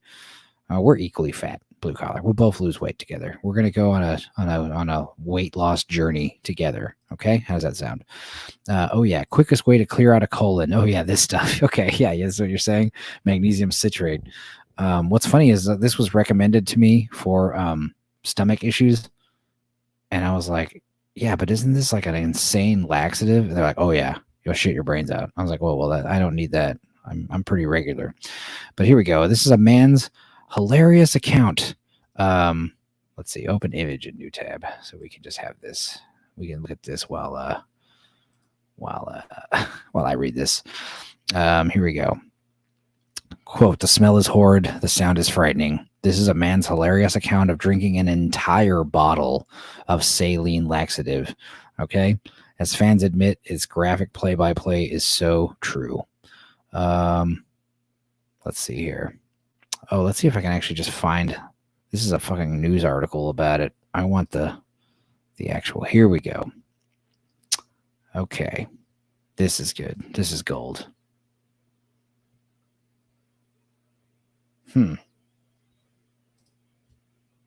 Okay, what happens when you drink 10 ounces of magnesium citrate? I'm glad you asked. 12:05 p.m. It's time. You shotgun a 10-ounce battle like it's a lukewarm PBR.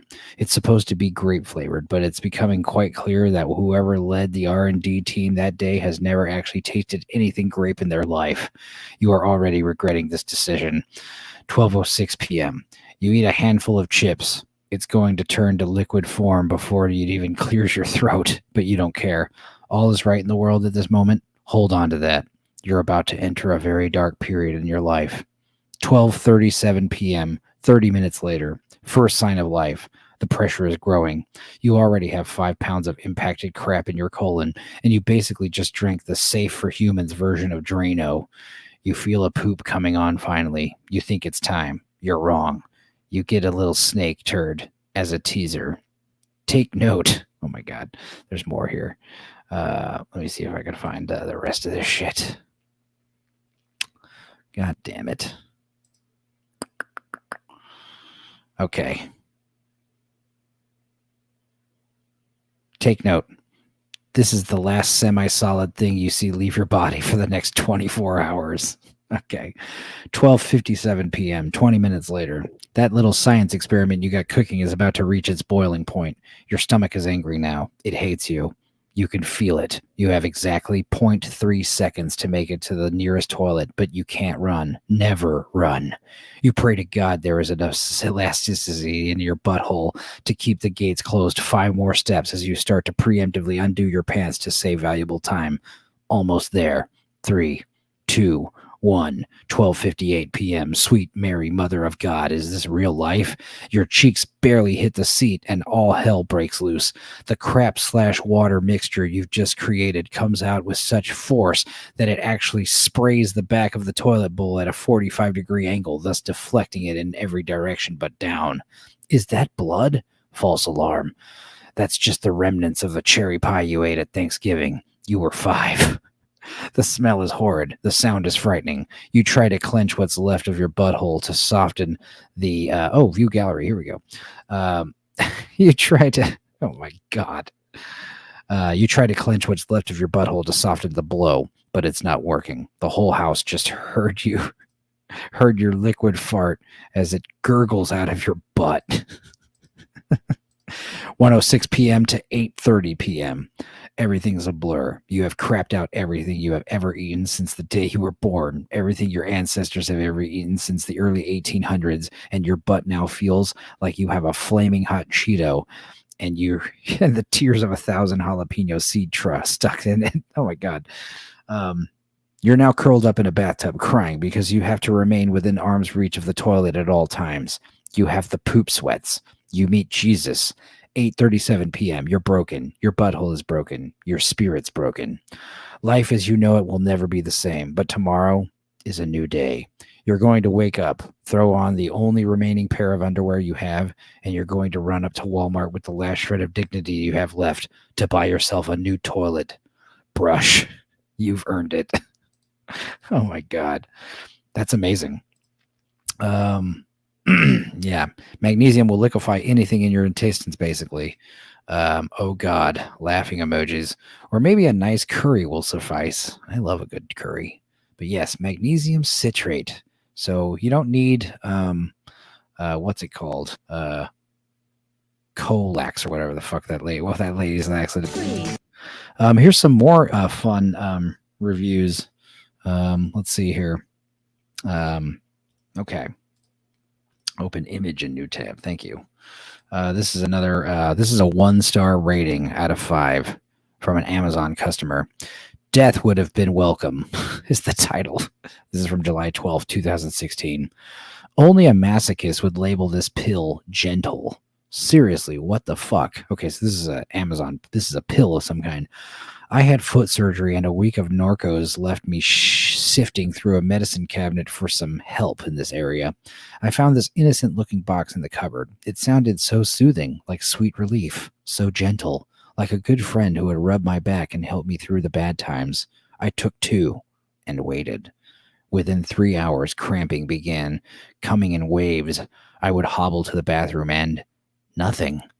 Nothing except, of course, a debilitating nausea, rolling searing cramps, hot sweats alternating with cold and trembling chills, vomiting, moaning, and pleas to make it stop.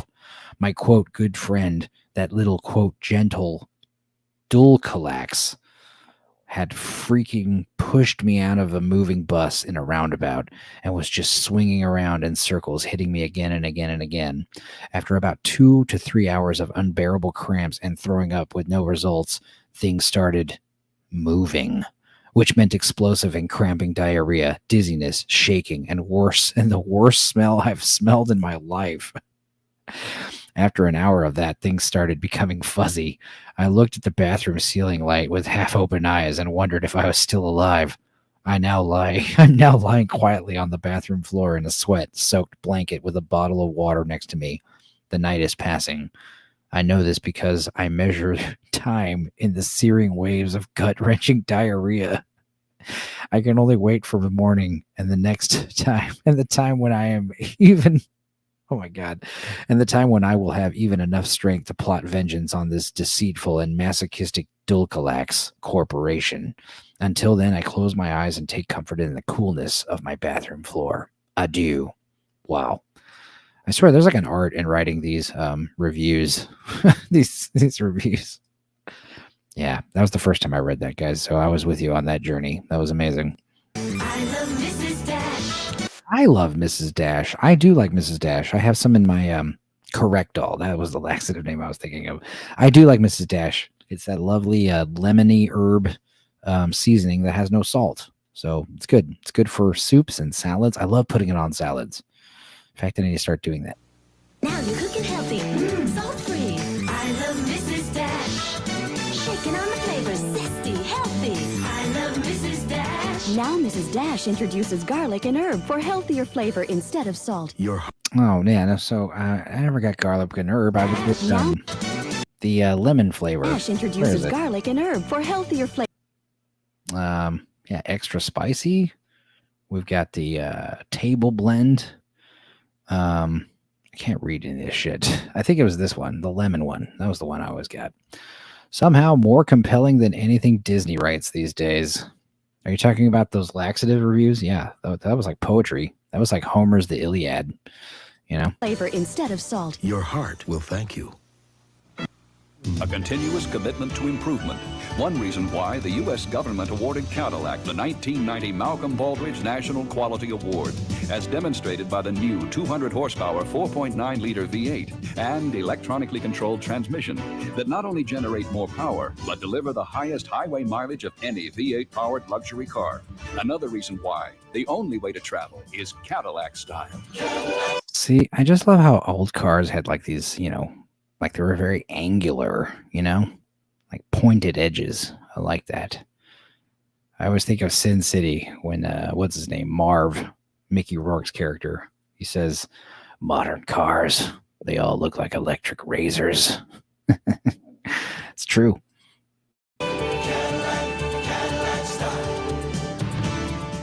Cadillac style. Did you know there are two types of bills? The kind everybody loves to get and the kind everybody hates to get. Now, if your small business is using another long-distance company, send us your last bill, switch to AT&T Pro Watts, and you'll save up to 1,000 of these bills. What's more, with Pro Watts, you'll be getting AT&T quality at an extremely competitive price. So call... God, what movies has this guy been in? He's been in a lot of shit. I know this dude. Let's read some of these comments here. I love the irony that I have a YouTube premium membership, yet here I am watching this commercials. The 90s still seem like yesterday to me, the last great decade for everything. It's true. $5 for 5 at Arby's. We'll never see that again. Maybe. Born in 1990, I'm going to be 34 in under a month. Good for you. Where's the time gone? Out the window. I really miss Blockbuster Friday nights. I would go to Blockbuster like every day of the fucking week. While I love these compilations, I have a hard time watching them as they make me feel really sad. Anybody else feel this way? No. I'm just sad. That's my secret, Cap. I'm sad all the time. When we had our podcast, my cousin read a review, and it's the hardest I've ever seen her laugh in my lifetime. Wow. Good job, Blue Collar. Make her laugh harder next time. Born in 82, I love my tablet, but man, do I miss these days. This is amazing. There's nothing like the smell of fresh digital video. I wouldn't want to go back to the 90s. Definitely not past 2008. What an idiot. Iron Starfish. Disagree. The video's starting with Blockbuster commercial. You're really trying to hit home, huh? Let's see. The commentator needs to cancel his premium and watch YT on Brave if he hates the ads. Yeah, get a Brave browser if you hate that. The best thing is that these adverts show me, a Brit, how retarded American adverts are. That said, British adverts are not exactly great. More funny than annoying. Yeah, honestly, this commercial compilation, I'm not really getting any of my extreme hilarious 90s commercials, you know, like the Mountain Dew. Fucking, you know, the late 90s commercials, the mid to late 90s commercials were out of control. Let's see here. Oh my God. Yeah, so here's oh my God. This is what I'm talking about. Like this kind of shit. This is the same fucking YouTube channel. Hell yeah. These guys know what they're doing. Okay, so first thing off the bat, extreme camera angles. You're going to see that everywhere. Every sun comes in a drink mix, which is great because my Like kids every camera angle is going to be extreme, okay? actually inhale the free sun in the pouch. Like you can show the house, right? You got to show exterior of the house. Actually inhale the free How do sun we in do the that? pouch. Do we just have the house like on the driveway? No, we have to have the fucking have it Dutch angle, laying in the grass, you know, fucking tilted camera. That's how it has to be. Blue collar, yes, explosive assholes due to gummy bears. Oh, right. Yeah, the sugar-free gummy bear reviews. Yeah. Is that the old man from RoboCop? It was not the old man from RoboCop. It was God, it was somebody. I'm not. That's gonna bother me trying to figure out who that guy was. I'm gonna have to look up. Yeah, I'm going to have to look up that dude. But yeah, let's do that. Sugar-free gummy reviews. Because it was, what's it called? What was the chemical in that stuff? Let's see here. Okay, See You in Hell, Haribo Sugar-Free Gummy Bears. That is the title, and it is a 1-star rating. It was my last class of the semester, and the final exam was with 30% of our grade. After a late-night study session, I felt confident, but I had decided between sleeping in or cooking breakfast. My eyelids chose sleep. My stomach later regretted this decision, and after several uncomfortable stomach growls, I finally decided to make a quick stop by the campus bookstore and grab a snack. My stomach later regretted this. Grab a snack before the test. I see. Since the semester was ending and everyone was going home for the summer, a lot of items were on sale, including the snacks and candy that they kept up in front. Being the hungry state I was in, I felt only logical to pick the largest yet least expensive candy in order to get more bang for my buck. And there they sat. 2 bags of Haribo sugar-free gummy bears. Buy one, get one free. What a deal, I thought naively. I would eat 1 bag before my test and 1 bag afterwards. As I walked to class, I gleefully chewed on these abominable little bastards, unaware of the utter mayhem that they would soon unleash on my poor, poor anus. As I walked to class, I gleefully chewed on those. I sat down at my desk as the professor informed us that due to issues with cheating in the past, restroom breaks would be prohibited until the completion of the exam. I'll give you 10 minutes to use the bathroom now, and this will be your last chance. Any takers? The demon bears hadn't released their unholy necromancy upon my stomach yet, so in my moment of ignorant foolishness, I remained seated, still munching on those miniature bear-shaped bombs. After the students wise enough to take a professor's offer had returned, the professor handed out the test. I was 6 questions in when it happened. It started subtly at first, almost like a slight tingly sensation in my lower abdomen. I thought nothing of it, assuming my intestines were just doing their thing. Little did I know that my intestines were trying desperately to warn me of the horror that was on the horizon. By question 9, it happened again, but this time it was followed by a sharp pain, as if those infernal hellions had orchestrated an attack upon my colon. I fought to contain the groan that tried to escape my lips. It was at this point I began to panic. Something was going horribly wrong. There's a typo, and I needed to get through this test before it got any worse. By question 14, my worst fear was upon me. The Satan bear's burning, hot, liquidy, dark magic crashed against my anal sphincter like a tidal wave. I was able to close my hatch just in time, but those relentless toxic bears beat against it like orcs, breaking down the doors of Helm's Deep. I knew I wouldn't be able so much as to shift in my seat without risking a breach. I kept fighting through my exam, clenching my cheeks with all my might. Beads of sweat began rolling down my neck. Suddenly, a loud gurgling war cry came from my belly, and the entire class lifted their heads. At this point, nothing mattered except expelling this ungodly presence from my bowels. With 15 questions left, I promptly wrote C for every answer and ran out of the classroom. My professor yelled something, but I was too preoccupied with the volcanic eruption that needed to take place before I could find sweet, sweet relief. I burst into the restroom like the Kool-Aid man, and behold, the handicap stall was empty. Sun rays from the adjacent window shone upon it as if it were a gift from God himself. It took me less than 5.5 seconds to undo my belt buckle, pull down my pants, and finally relax my weary buttocks upon the toilet seat. It took absolutely no effort to expel this demon. Almost immediately, the floodgates of hell were opened, and the damned liquefied souls of an entire bag's worth of gummy bears cried as they burned through my sphincter and into the watery abyss below. I had never felt such simultaneous relief and anguish in my life. After 30 more minutes of this, I immediately went home, dug a hole in my backyard, and burned the remaining bag of gummy bears.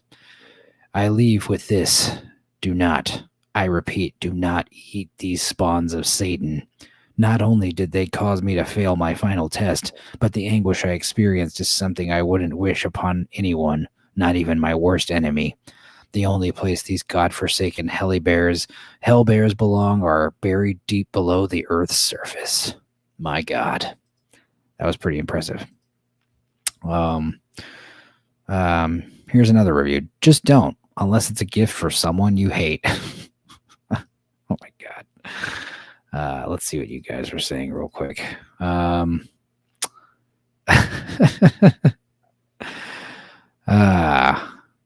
Let's see here.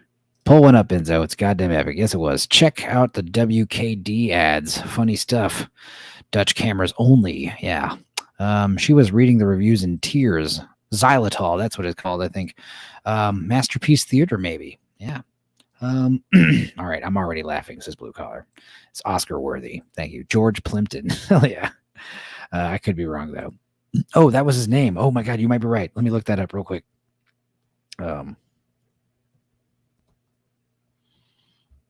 American writer.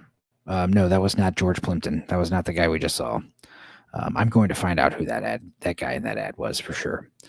All right, bah ha ha ha ha ha. The reviews are amazing. Fuck me, you twat. I'm trying to work. Can't stop laughing. I'm sorry. I swerved my car, says Blue Collar. Fainter.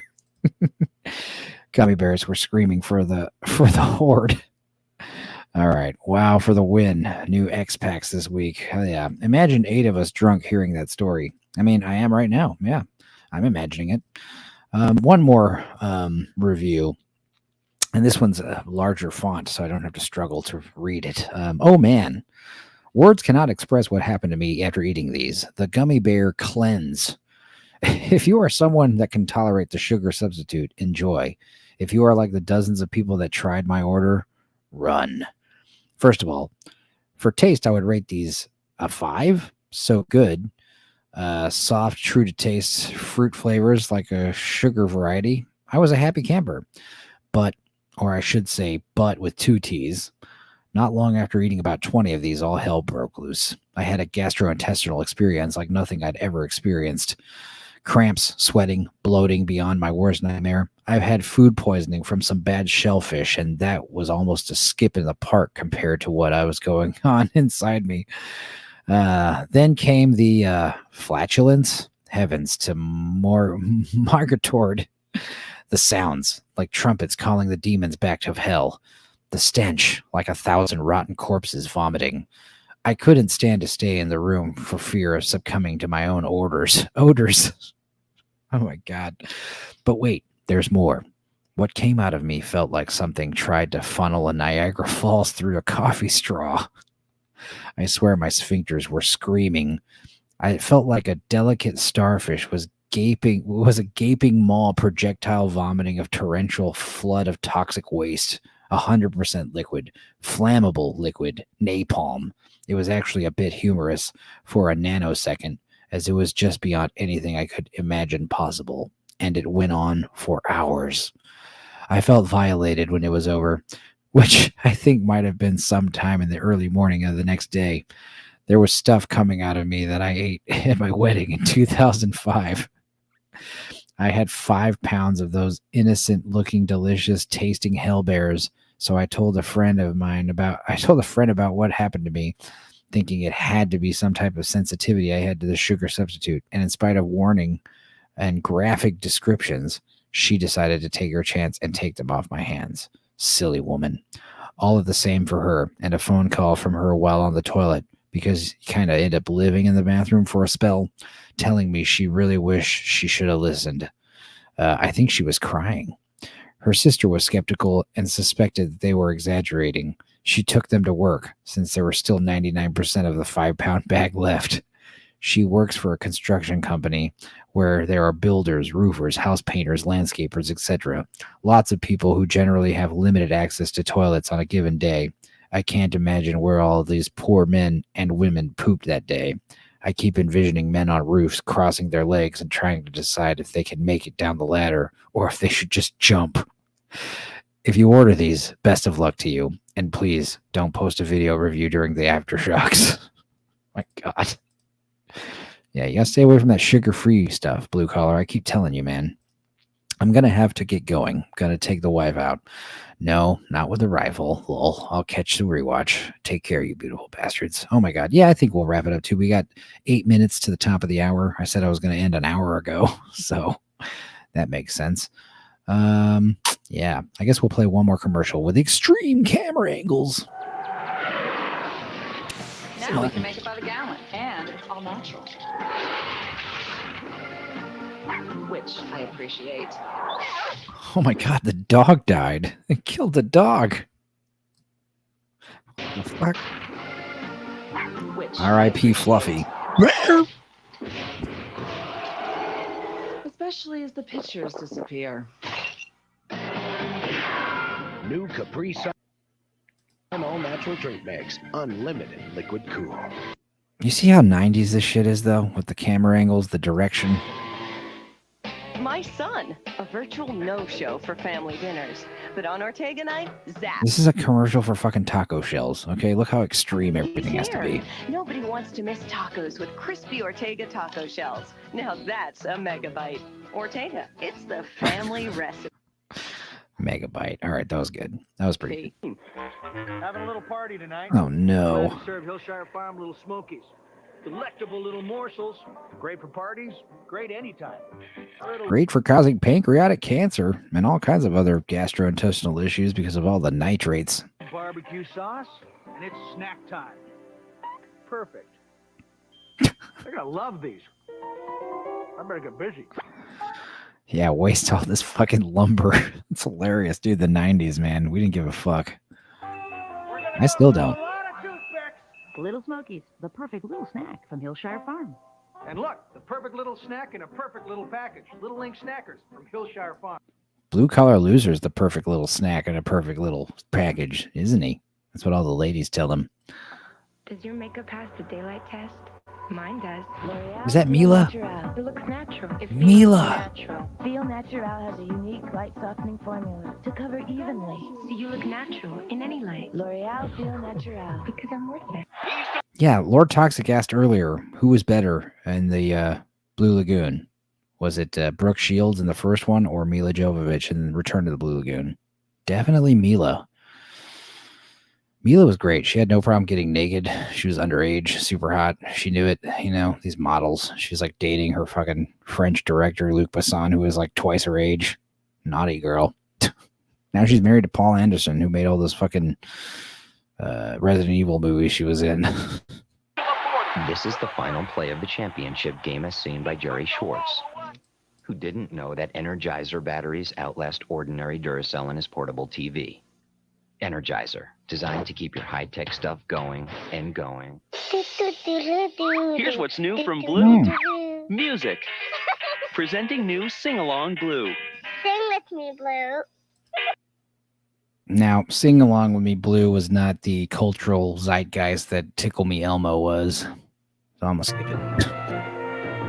We will continue with part 2 of Guiding Light in a moment. Tonight Guiding on Light. I'll tell you something, I don't want no trouble tonight, all right? Stupid Human Tricks and Jason Patrick. Yeah! Tonight on The Late Show. East meets West. Sammo Hung comes to America and declares martial law, the series premiere. Then, when the bad guys just won't listen, get back! It's Walker time. Chuck Norris returns in the action-packed season premiere. CBS Saturday, September 26th. God, I love Walker. Being a Texan, you know, Walker's a cultural icon over here. All right, guys. Well, it's about top of the hour. I think I'm going to call it and get back to editing. Expect The Crow. We watch on Wednesday. Also, tomorrow I'll be on Nielsen Ratings, Lance's channel, Outcast Creative at 4 p.m. Central Standard Time. Sammo Hung is a very famous in Hong Kong. Oh, yeah. Yeah. Sammo Hung. It's a cool name. And then I guess expect in the next couple weeks, the We Watches we got coming up are Brain Scan, which me and Sammy watched, starring Edward Furlong, playing a killer video game. Also, the remake of 1988 remake of Not of This Earth, starring Tracy Lords. Gonna have to edit out a lot of boobies for that one. But yes, special shout out to the chat. Problematic White Guy, John Richards, 1980 Ray, Blue Collar, obviously, Northern English Bastard, Tomby. Who else was here that went to sleep? Boosh fell asleep. Lord Toxic fell asleep. I sent Lord Toxic a link. He wanted a link. I was like, yeah, let me vamp for a while. Actually, I sent all of you the link. So I'm glad you guys let me tell horrific stories, firsthand accounts of people shitting themselves. I love doing that. That was quite an ASMR stream. This was, wasn't it? Anyway, I'm going to go ahead and play us out. I guess we had a supermoon today. So I'll play this cool eclipse video for y'all. Good night, guys. Thanks for hanging, and I'll see you soon.